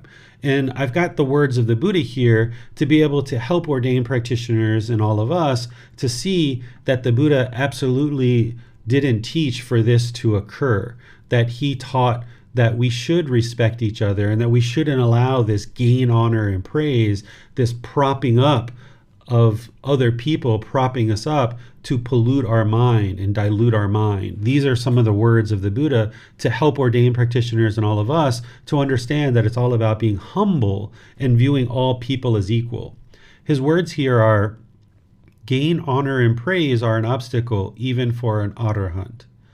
Monks, gain, honor, and praise, I say, are an obstacle even for a monk who is an arahant, one with taints destroyed. So what the Buddha is saying here is an arahant, somebody who is enlightened. It's an obstacle, this gain, honor, and praise, this propping up of people. And then when this was said, the Venerable Ananda, who's one of his closest students, asked the master teacher Gotama, why, Venerable Sir, are gain, honor, and praise an obstacle, even for a monk with taints destroyed? This is a logical question, because Ananda's like, hold on a second. If somebody's enlightened, why would gain, honor, and praise be an obstacle for them? They're already enlightened. They shouldn't have any obstacles. Their life should be seamless. They shouldn't have conceit anymore. This gain, honor, and praise shouldn't be an obstacle for them.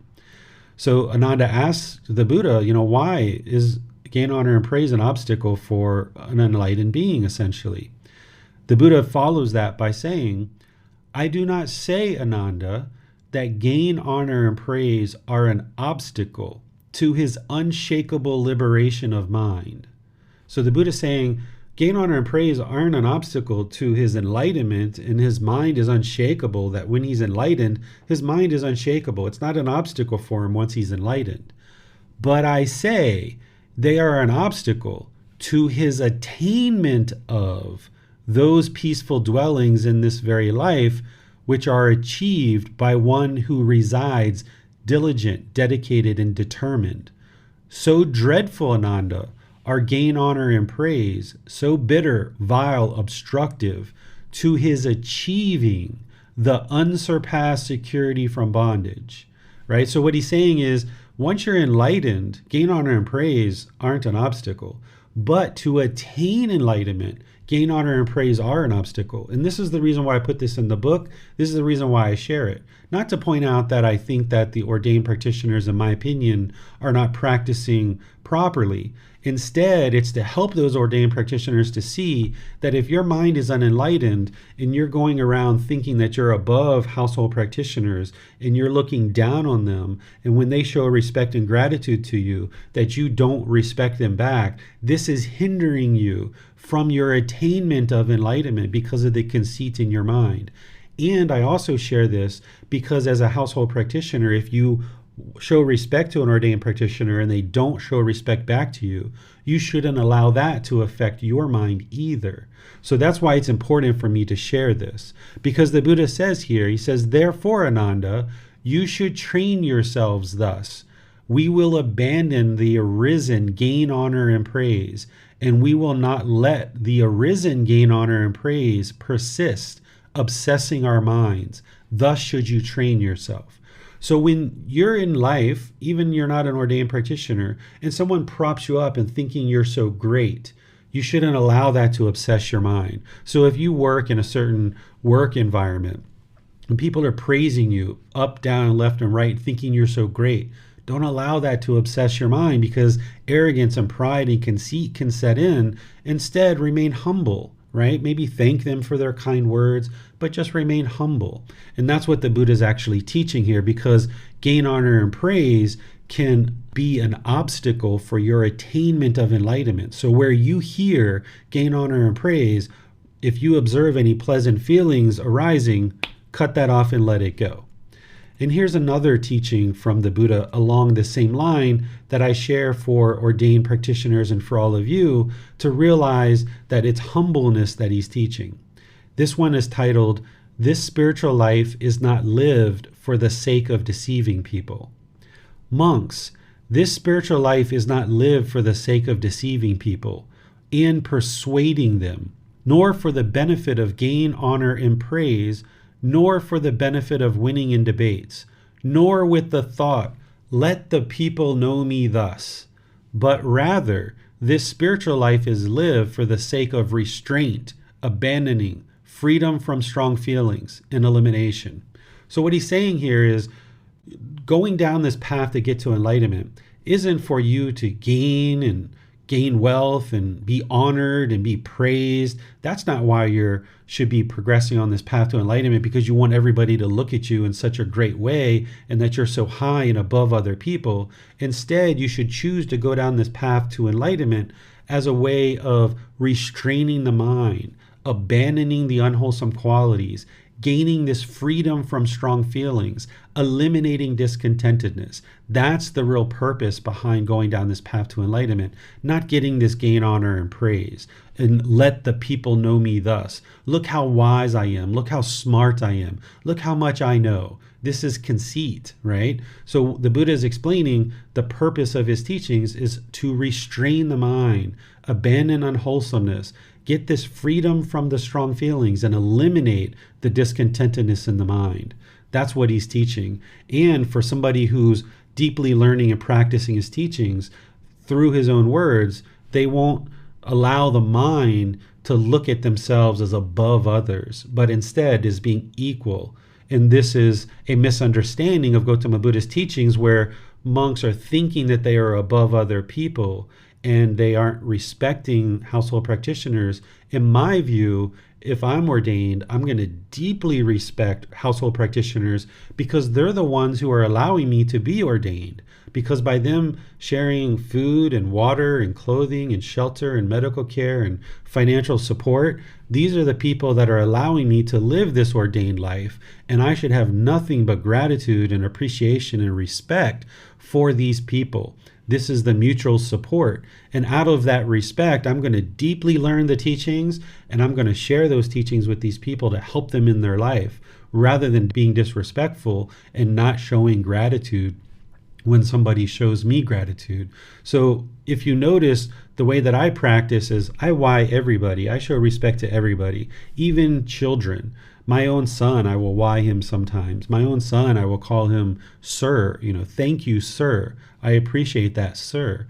And this is a way of me showing respect and gratitude to him, and also teaching him how to interact in the world. So when we allow our mind to get obsessed with this gain, honor, and praise, and this conceit and arrogance and pride to set in, we're actually hindering ourselves from getting to enlightenment. It's important for your practice to be polite, kind, friendly, and respectful to everybody, and see everybody as equal. Even though other people might not think that way or conduct themselves that way, you'll need to conduct yourself that way in order for you to experience enlightenment. This fifth one is about chanting and mantras. During the lifetime of the Buddha, he used chanting as a way to help people remember his teachings because it was an oral tradition. So twice a month, every 2 weeks, he would gather his students together and they would recite his discourses word for word as part of chanting. That's how you ensure that your students learn an oral tradition, is put it into chants and have them recite it throughout the year. So throughout the year, they would recite this 26 times. They would recite his discourses in the teachings that he shared. And that's how chanting came to be. But nowadays, because we chant in a language that is no longer existing, like the Pali language, people don't really understand the Pali language so much. So it's taken on this mystical, magical thing where people think there's some kind of mysticism or magic that's happening. And some people think of it as prayer. There's some communities that tell you if you repeat these mantras 10 times a day for the next 10 years, you'll get an extra long life, or it'll eliminate your unwholesome karma, or you'll get to enlightenment if you chant these chants and these mantras regularly. But this is a misunderstanding of what's actually keeping the mind in the unenlightened state. What's keeping it in the unenlightened state is a lack of wisdom, is the ignorance, the unknowing of true reality. And there's no mantra that's going to help you to do that. And the way that you can test this for yourself is that if you go to a community and they say, if you chant this chant regularly, you will get an extra long life. Okay, I hear what they're saying. So that means that if I look around in their community, there should be people that are 150 years old, 200 years old, 300 years old in this community. Because if they're chanting these chants and they're getting an extra long life, there should be a lot of really elderly people here that are 150, 300 years old. Do you see that? If you don't see that, then you know that it's not true. But see, the people are believing this, but yet they're not testing it. They're not independently verifying it to discover the truth. So if you're testing things that people are telling you, then you can independently come to the truth. If people say if you chant these chants, you'll immediately get to enlightenment, or you'll get to enlightenment within a certain number of time, then there should be lots of enlightened people in their community. There's no kind of secret chants that are going to produce anything beneficial. When I teach chanting, I share with you why I chant and what results are benefiting the mind. But it's all about mindfulness, it's about concentration, it's about helping you get more results out of your meditation practice. It's not about eliminating karma, because you can't eliminate karma through chanting alone. You need to make wise decisions in your life. So you could do chanting for 24 hours a day or 23 hours a day. If you go outside and you speak harsh with people, your life isn't going to be peaceful, because people are going to be speaking harsh with you all the time. So it doesn't matter how much chanting you do. If you're not gaining wisdom of how to practice in the world, then you're going to experience unwholesome results because of the lack of wisdom. But you'll see people that will have these different chants, and they will tell you to chant them because they're going to produce some beneficial result, which isn't the truth. You can't get an extra long life from chanting. You can't get to enlightenment through chanting. You can't eliminate unwholesome karma through chanting. If that was the case, the Buddha would have had a step on the Eightfold Path that says right chanting, and he would have made it part of the Eightfold Path. But it's not part of the Eightfold Path because chanting doesn't lead to enlightenment. It's possible to chant, to cultivate certain qualities of mind, but it's not required in order to get to enlightenment. That's why it's not part of the Eightfold Path. The sixth one is about statues of the Buddha. There's plenty of people in the world that have statues of the Buddha, and there's no harm in having a statue of the Buddha. It's beautiful artwork. It's amazing what artists can do and how they can create these statues. But when they were created about 200 or 300 years after the death of the Buddha, because as the people who were practicing Buddhist teachings started coming in contact with people in Greece who were making statues of their gods, the Buddhist people were thinking, who do we have to make a statue of? Oh, the Buddha, let's make a statue of him.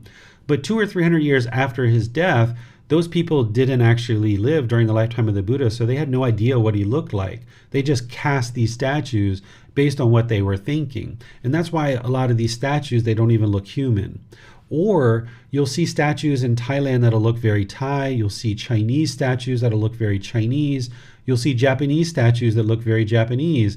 And these are artists that are trying to depict the Buddha to look very much like their culture, because people want the Buddha to be from Thailand or from Japan or from China, even though it's widely known that he is from the area of Northeast India and Nepal. When artists oftentimes cast these statues, they're trying to cast them in the likeness of their own culture. And this is just because they don't understand what he necessarily looked like. And then the problem gets even more challenging is that now that these statues are created, you get all these little ceremonies and worship where people will try to feed the statues. They will give them food offerings or water offerings. They will bow down to these statues. They will pray to these statues, thinking that the spirit of the Buddha is in that statue. And if they pray to this statue and they bow to this statue, that something beneficial is going to happen for their life. But the Buddha never taught any of this stuff, but this is what's happening in some parts of the world. And again, it's not that these people are bad or they're wrong or that we should judge them in any way or another, but this is just a misunderstanding that it's important that you understand if you go into any of these environments and people are teaching you to bow to these statues and that the spirit of the Buddha is in these statues and this is what you need to do in order to get to enlightenment.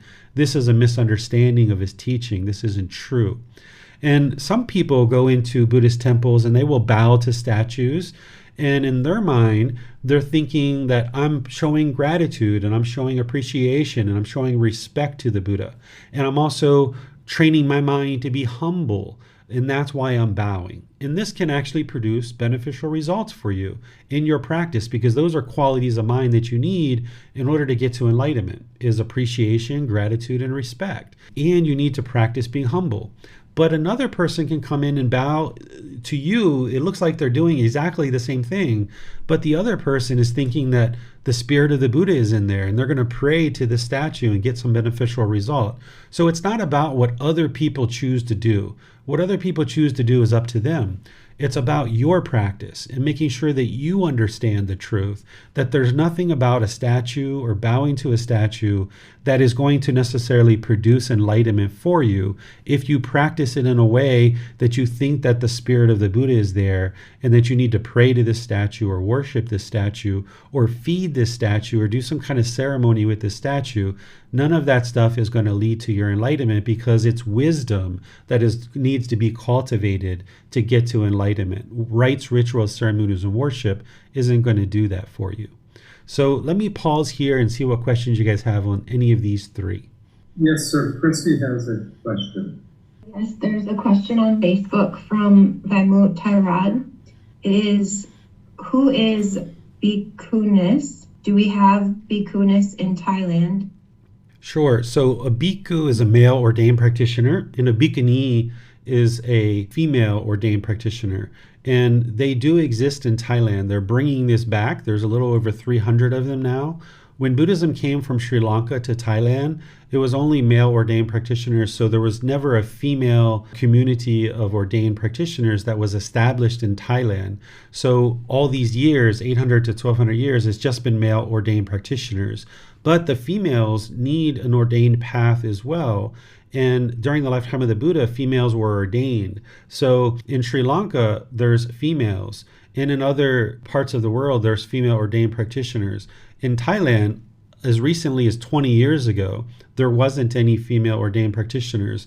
And now there's females that are ordaining in Sri Lanka and coming back to Thailand, and they're revitalizing the female ordained path in Thailand, which is very helpful for society, and it's very helpful for the women as well.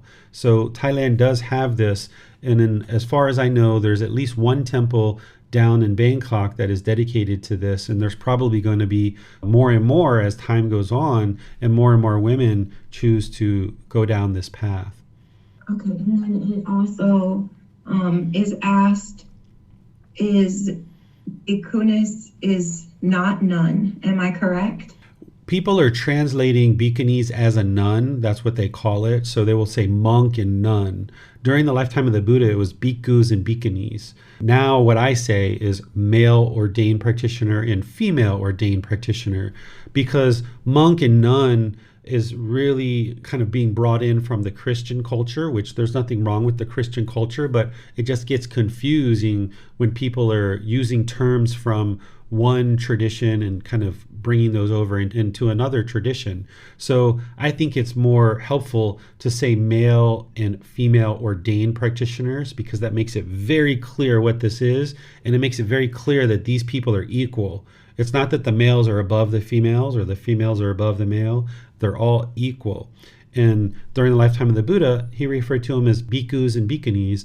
Now, male and female ordained practitioners is probably the best way to refer to them, but you will hear other people refer to them as monks and nuns.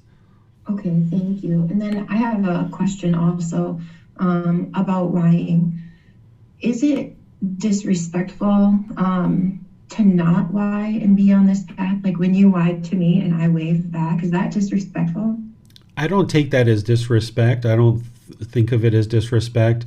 Remember, when I why to somebody, I'm whying for my practice. I'm saying I appreciate you, I have gratitude for you, I respect you, I'm being polite to you.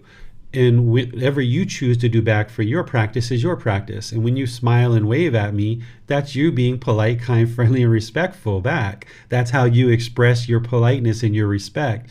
So I don't look at it as being disrespectful, because I'm not craving for you or anyone else to do things a certain way. If you chose to why me, then I understand what that is, but I also understand what a smile and a wave is too. That's politeness and respect as well. Okay, thank you. Mm-hmm. Yes, sir. Miranda has a question. Yes, thank you, sir. Is there anything wrong, unwise, about having statues or posters of Gautama Buddha? For instance, in the bedroom that I'm sleeping in, I do have a small Buddha statue, and then I have posters that you gave me at the retreat, one on one wall and one on the door. And they're used more as reminders of the teachings, and the one on the door is the one that has all of those separate teachings on it. And when I'm going out the door, I can stop and look at all of them, or one of them in particular, and that helps to bring those teachings into the mind as I'm heading out the door to work or out into the world in general. Is there anything unwise about that, sir? What you're doing is what I typically teach, is that if someone has a statue or images of the Buddha or things like this, use them as reminders to help you remember right speech and right action and things like that, because that's what's really going to improve the condition of your mind. If you were like offering flowers and incense and bowing to them and feeding them and things like this is where the mind is diluted, and that's unwise, and it's going to lead to complications in your practice. But just having them around as reminders, that's where I think they can be really helpful. And that's why I use this picture of the Buddha where he looks like a human being, because a lot of these statues make him look really glorified. And that's not what he taught. He didn't teach to glorify himself. He taught that he's just a human being like everyone else, and that you can get to enlightenment just like he did. So by having these reminders around us that he was a human being, I think is very helpful for the mind. And it can remind us that we can practice these teachings. So if you have for example, a picture of the Buddha in your living room, and you're on the phone and you feel this anger and this desire to argue with somebody on the phone, and you happen to look over at the picture of the Buddha and you're like, nope, let me cut that off. All right, that served a really good purpose for you, didn't it? So that's how I tend to share that if you're going to have these images of the Buddha, that you can use them for those purposes, maybe to remind you to meditate and remind you to be more kind and polite when you go out the door in the morning. Things like this can be really beneficial, but it's not the image of the Buddha that's doing that for you. It's your decision to be kind, polite, and friendly and respectful. It's your decision to be practicing right speech and things like this. That's what's leading to the benefits, not the picture itself. Yes, thank you, sir. And to go a bit off topic, the mala beads, the meditation beads, I have a few of them now because a couple people have sent those to me. I tend to wear those for a reminder to meditate, but then also out in the world and at work. I've been using those as a reminder of the teachings. Also, when at work, if I start to feel frustrated, I can touch the beads and go, okay, yes, no, let's cut that off and let that go. But then at first I did notice there was a bit of an attachment where if I forgot to put them on, be driving down the road to work and notice that I wasn't wearing them, like, oh, and I'd have to cut that off and let that go. So then there was a practice of not wearing them. Is that, I mean, I guess I'm answering my own question. That was probably the most wise thing to do when noticed that there was an attachment to them, to not wear them for a while until that attachment was gone, where now if I'm driving and notice they're not there, it's, oh, well, okay. And just carry on about my business, sir. Yeah, that's the challenge with all these different things, is that the mind can get attached to them and hold on to them. And then when you don't have them, the mind's shaken up. So where you see that the mind is doing that, then that's what you do, is you strip down your practice and eliminate them for a period of time.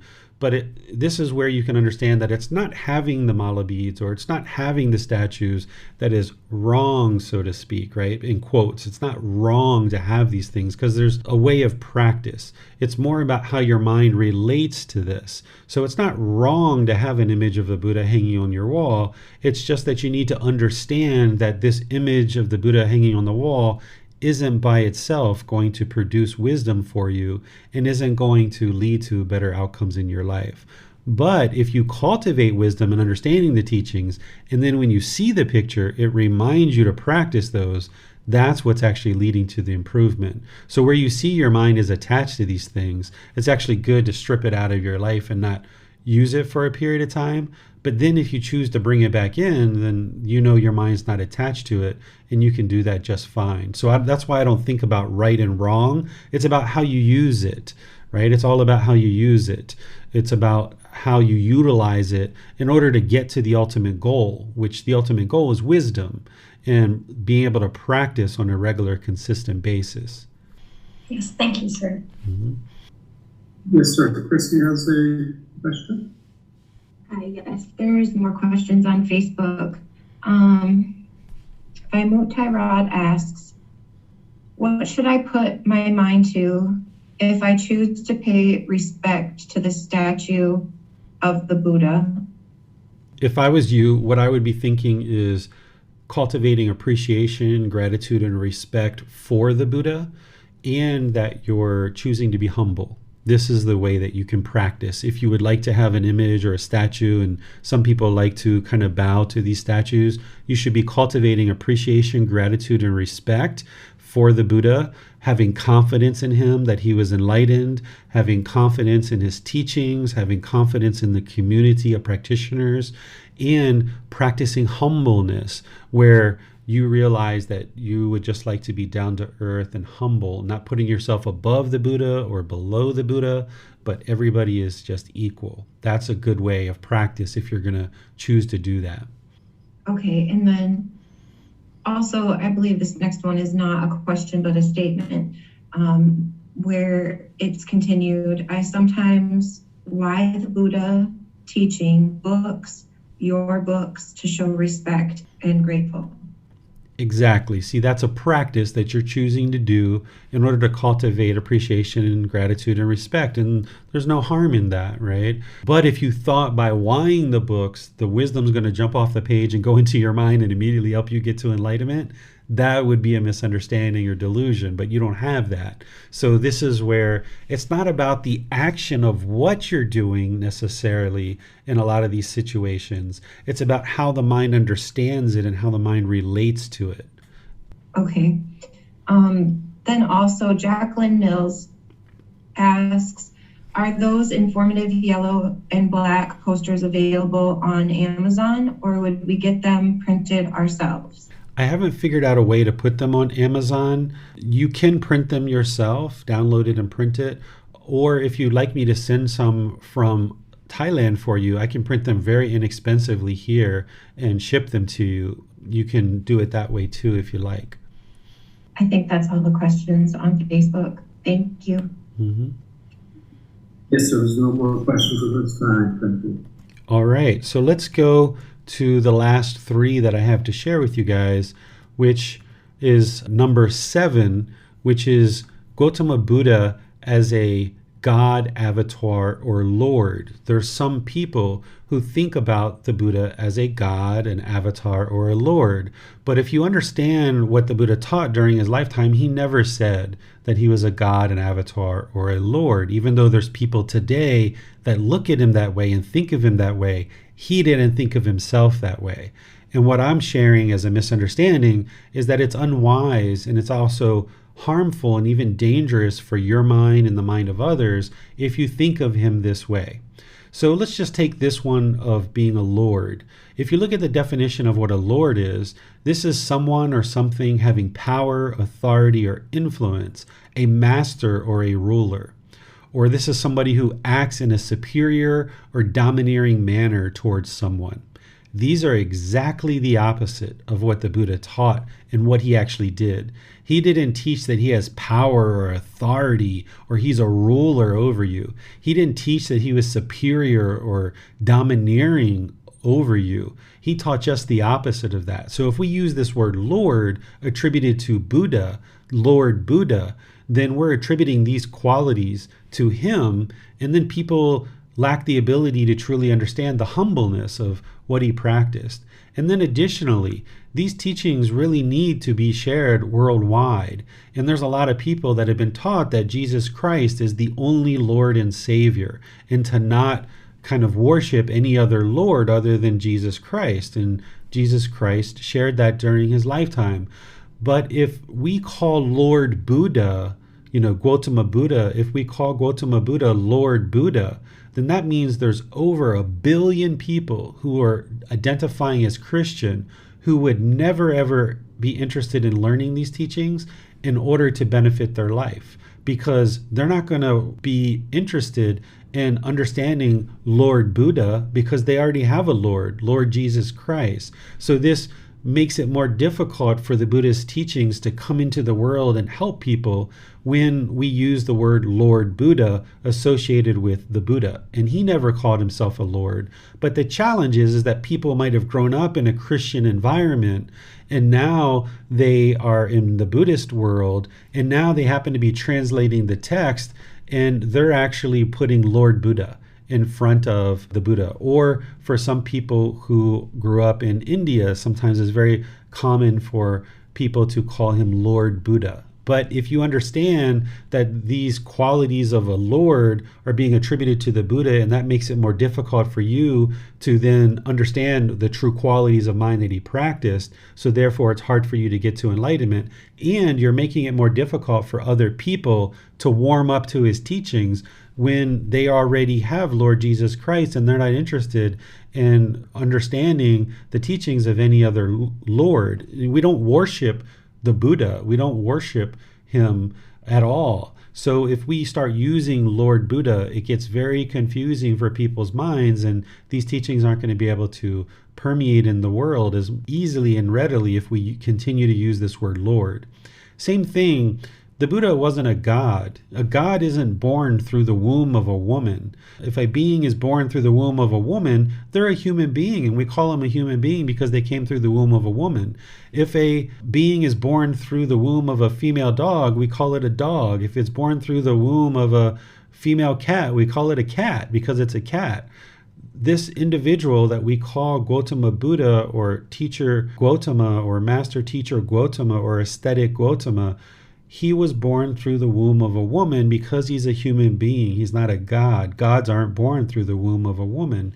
So if we refer to him as a god, then we're not understanding that he was a human being, he was a teacher.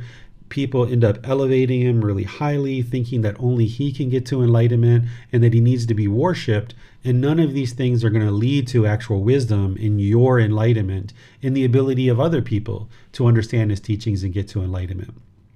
Same thing with something like blessings. Some people will say the Buddha is the blessed one, or they'll say, may the Buddha bless you, or may the triple gem bless you, or may the triple jewel bless you. This is a misunderstanding. The Buddha never did blessings during his life. What a blessing is, if you look at the definition of a blessing, is it's God's favor and protection. A prayer asking for God's favor and protection. The Buddha never taught this as part of his life, but once again, because of the international community now coming together and people learn about Christianity and Hindu teachings and other teachings, and maybe in those traditions they're using the word blessing, then they're attributing that to the Buddha.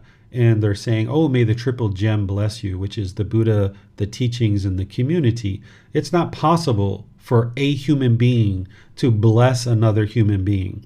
Think about how much ego and how much conceit would have to be in somebody's mind to think that I can come over to you and I can put my hand on your shoulder or on your head or on your back and I can do something that's going to bless you.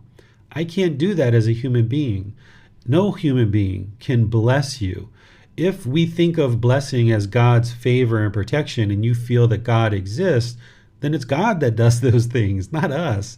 We aren't going to lay our hands on somebody and bless them and protect them. The way that people get protection is through their decisions. When you make wise decisions, you're going to experience wholesome results. So it's your wisdom and your cultivation of wisdom that's going to protect you. Not me laying my hands on you or somebody else laying their hands on you and praying over you. That's not what actually protects you.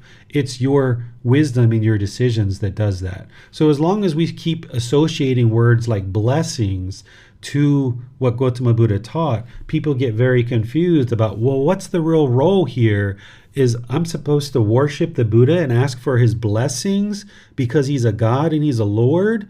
Or what did the Buddha really teach? Well, what the Buddha really taught is to learn, to reflect, and practice in order to cultivate wisdom. And it's through our wise decisions that help us to come to improved results. Now, if you've done these things in the past, or if you currently think this way now, if you have craving to call the Buddha Lord Buddha, or if you have a craving or desire for blessings to be exhibited or demonstrated by another person, you might get a little bit discontent hearing me say these things. It doesn't mean you're a bad person. It doesn't mean you're wrong. It doesn't mean you've done anything unwholesome. It's just that your mind needs to understand that these things aren't what leads to wisdom, which leads to enlightenment. Now, even though I can't put my hands on you and bless you, if you reached out and gave me a hug and I hugged you, you probably would feel more warm and more comforted, and you would probably feel more secure, and you would probably feel more affection. Yeah, we can do those things. There's nothing wrong with doing these things in the world, but the mind needs to understand that we can't give somebody protection by just laying our hands on them or saying, may the Buddha bless you, because the Buddha doesn't bless people. He lived during his lifetime. He shared teachings to help you get to a better way of life, to enlightenment, and he's dead, and he's no longer ever coming back ever again. He can't answer your prayers. He can't bless you. It's not possible for that to occur. But people have the belief that this is occurring because that's what they've been taught through an oral tradition, or that might be what they say. So if you understand this, when somebody tells you, may the Buddha bless you, you just need to understand that that's not how you get to enlightenment. The Buddha isn't blessing you. You won't hear me say, may the Buddha bless you, or may the Triple Gem bless you. I've never actually said that to anybody at any time in my life, because that's just not the way that any of these teachings work. And then the last one is that some people in some traditions and some sects, they teach that when you get to enlightenment, you have reached Buddhahood, or they teach that you have Buddha nature, that if you get to enlightenment, you will be a Buddha because you have Buddha nature. This is a misunderstanding of what a Buddha is. A Buddha meets three primary criteria. The first one is a Buddha has independently gotten to enlightenment by themselves without the help of any teachers. They've attained enlightenment. They've eliminated the 10 fetters. Their mind is completely peaceful, calm, serene, and content with joy, no longer experiencing any discontentedness. That's the first criteria, that they get to enlightenment by themselves. The second one is they're going to dedicate the rest of their life to sharing their independently discovered teachings, and countless people are going to get to enlightenment during their lifetime. And then the third one is that they've preserved the teachings in such a way that upon their death, countless more people are going to get to enlightenment after their death. These are the three criteria: getting to enlightenment by themselves, dedicate the rest of their life to share their teachings, and countless people get to enlightenment during their lifetime, and then they preserve their teachings in such a way that countless more people can get to enlightenment after their death. This is very rare for a Buddha to arise in the world. The last one that the world is currently aware of existed over 2,500 years ago. The Buddha himself talks about how rare it is for a Tathagata, or a Buddha, a perfectly enlightened one, to arise in the world. And I'm going to share with you his words so that you can see this yourself, that he said this. But if we refer to everyone as a Buddha, or everyone as Buddhahood, or everyone as Buddha nature, this is the ego once again trying to put themselves up on the same level as the Buddha. The Buddha is going to do something amazing more than what other people have the ability to do. Get to enlightenment by themselves, help countless people get to enlightenment, dedicating their life to sharing the teachings, giving up all worldly pursuits, and then preserve their teachings for others long into the future to be able to get to enlightenment. This is an extensive amount of work that a Buddha is going to do during their lifetime to be able to do these things and be considered a Buddha.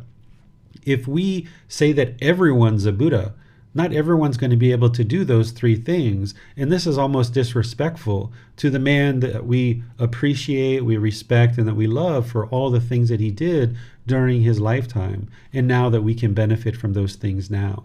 So it's important to understand that you can get to enlightenment and you will experience enlightenment, but you won't be a Buddha. You don't have Buddhahood, you don't have Buddha nature. This is just a misunderstanding of what a Buddha is.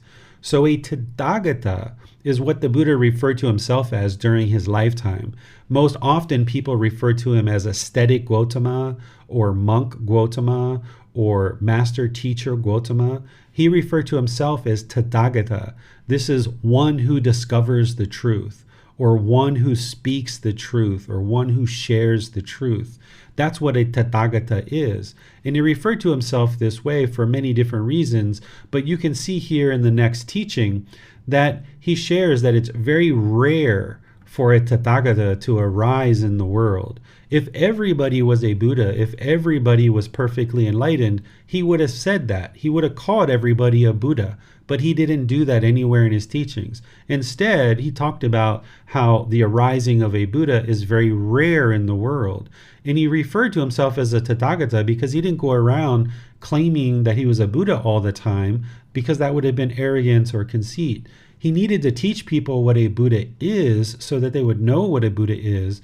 But nowadays, a Buddha arising today isn't going to walk around and declare that they are a Buddha. Instead, they're just going to share their teachings and help people get to enlightenment, and then leave their teachings in such a condition that more people can get to enlightenment after their death.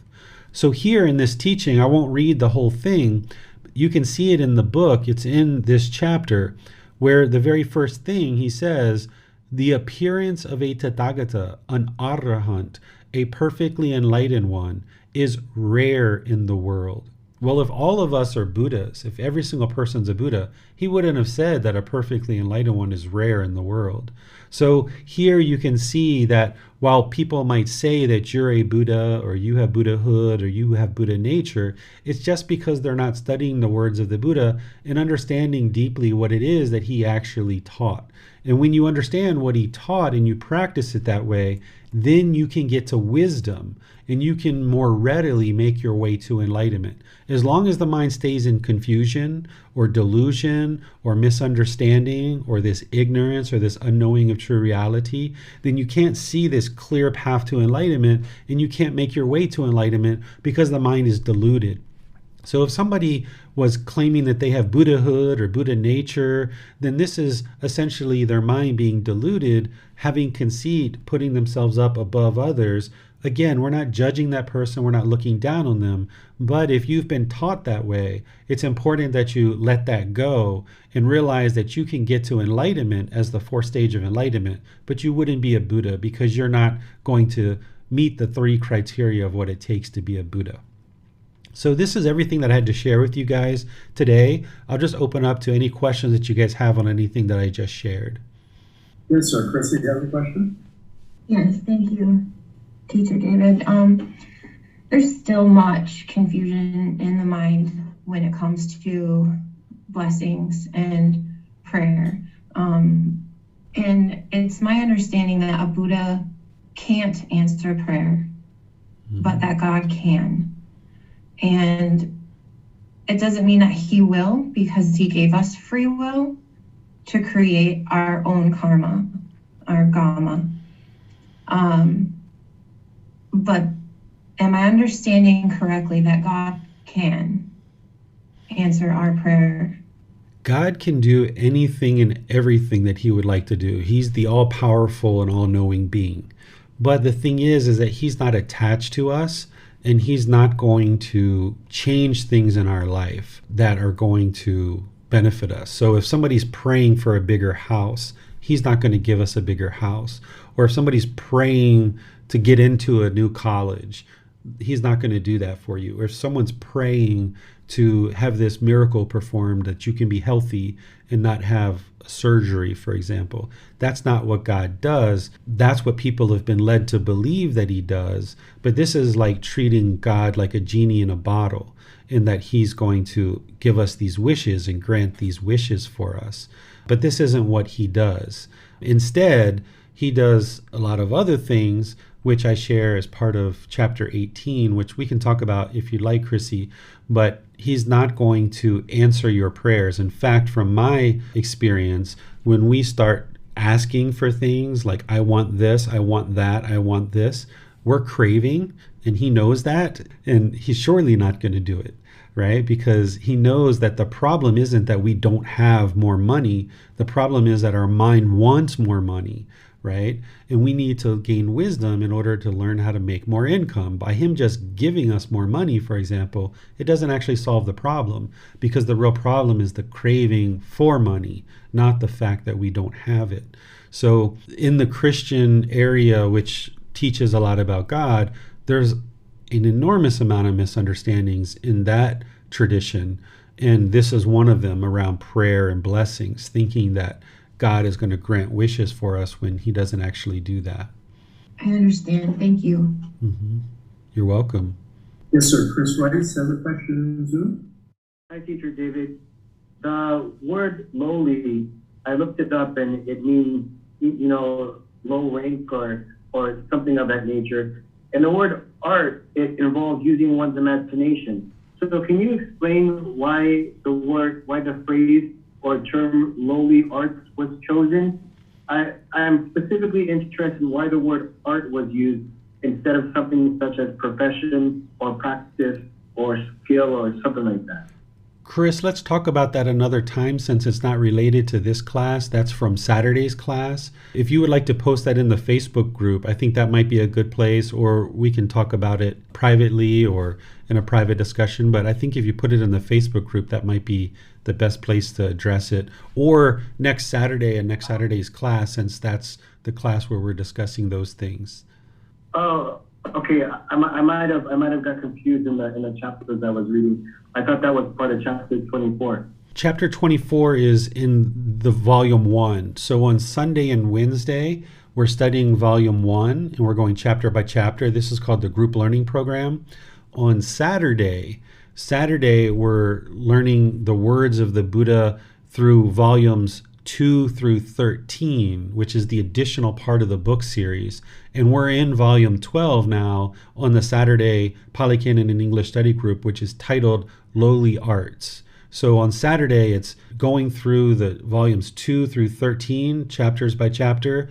On Sunday and Wednesday, we're going through volume 1. This is like the foundational program in order to get people established with a strong foundation of the teachings of the Buddha. Okay, thank you. This is my first time coming on Zoom. I'm very happy to be a part of these group online classes. Thank you for helping me, Teacher David. Yeah, you're welcome. I'm pleased to see you here. It's wonderful that you now can have this level of interaction to gain insight and learn. Yes, sir. Don't think there's any more questions for today. Thank you. All right. So as you see, there's various misunderstandings in the world related to Gotama Buddha's teachings. And some of these things, as you're hearing them, it can arise some painful feelings, right? If you have craving, desire, attachment to any particular thing like Guatnam or Namun or the Saisen, or that you thought you were a Buddha, or you thought that the Buddha blesses you, or you thought that God blesses you and answers prayers and things like this. If you thought this way for any period of time and there's a certain craving or desire or an attachment to these things, and then you hear me share that this isn't the actual truth, it might arise some painful feelings in your mind, but it's not because of what I'm saying that's doing that. It's the craving, desire, attachment that's doing that. So you need to train the mind to let these things go, realizing that these aren't what leads to enlightenment. And the more that you understand these things and you see the truth in them, then you can actually liberate the mind from that discontentedness associated with holding on to these things. And that's one of the problems when the mind starts to think this way, is that it can hold on to these rites, rituals, ceremonies, and worship, and these other things that I was talking about today, thinking that this is the way of practice. So, some ordained practitioners, when I talk to them about Guatnam and Natmun, it's kind of painful for them to hear somebody say like, yeah, the Buddha didn't teach this.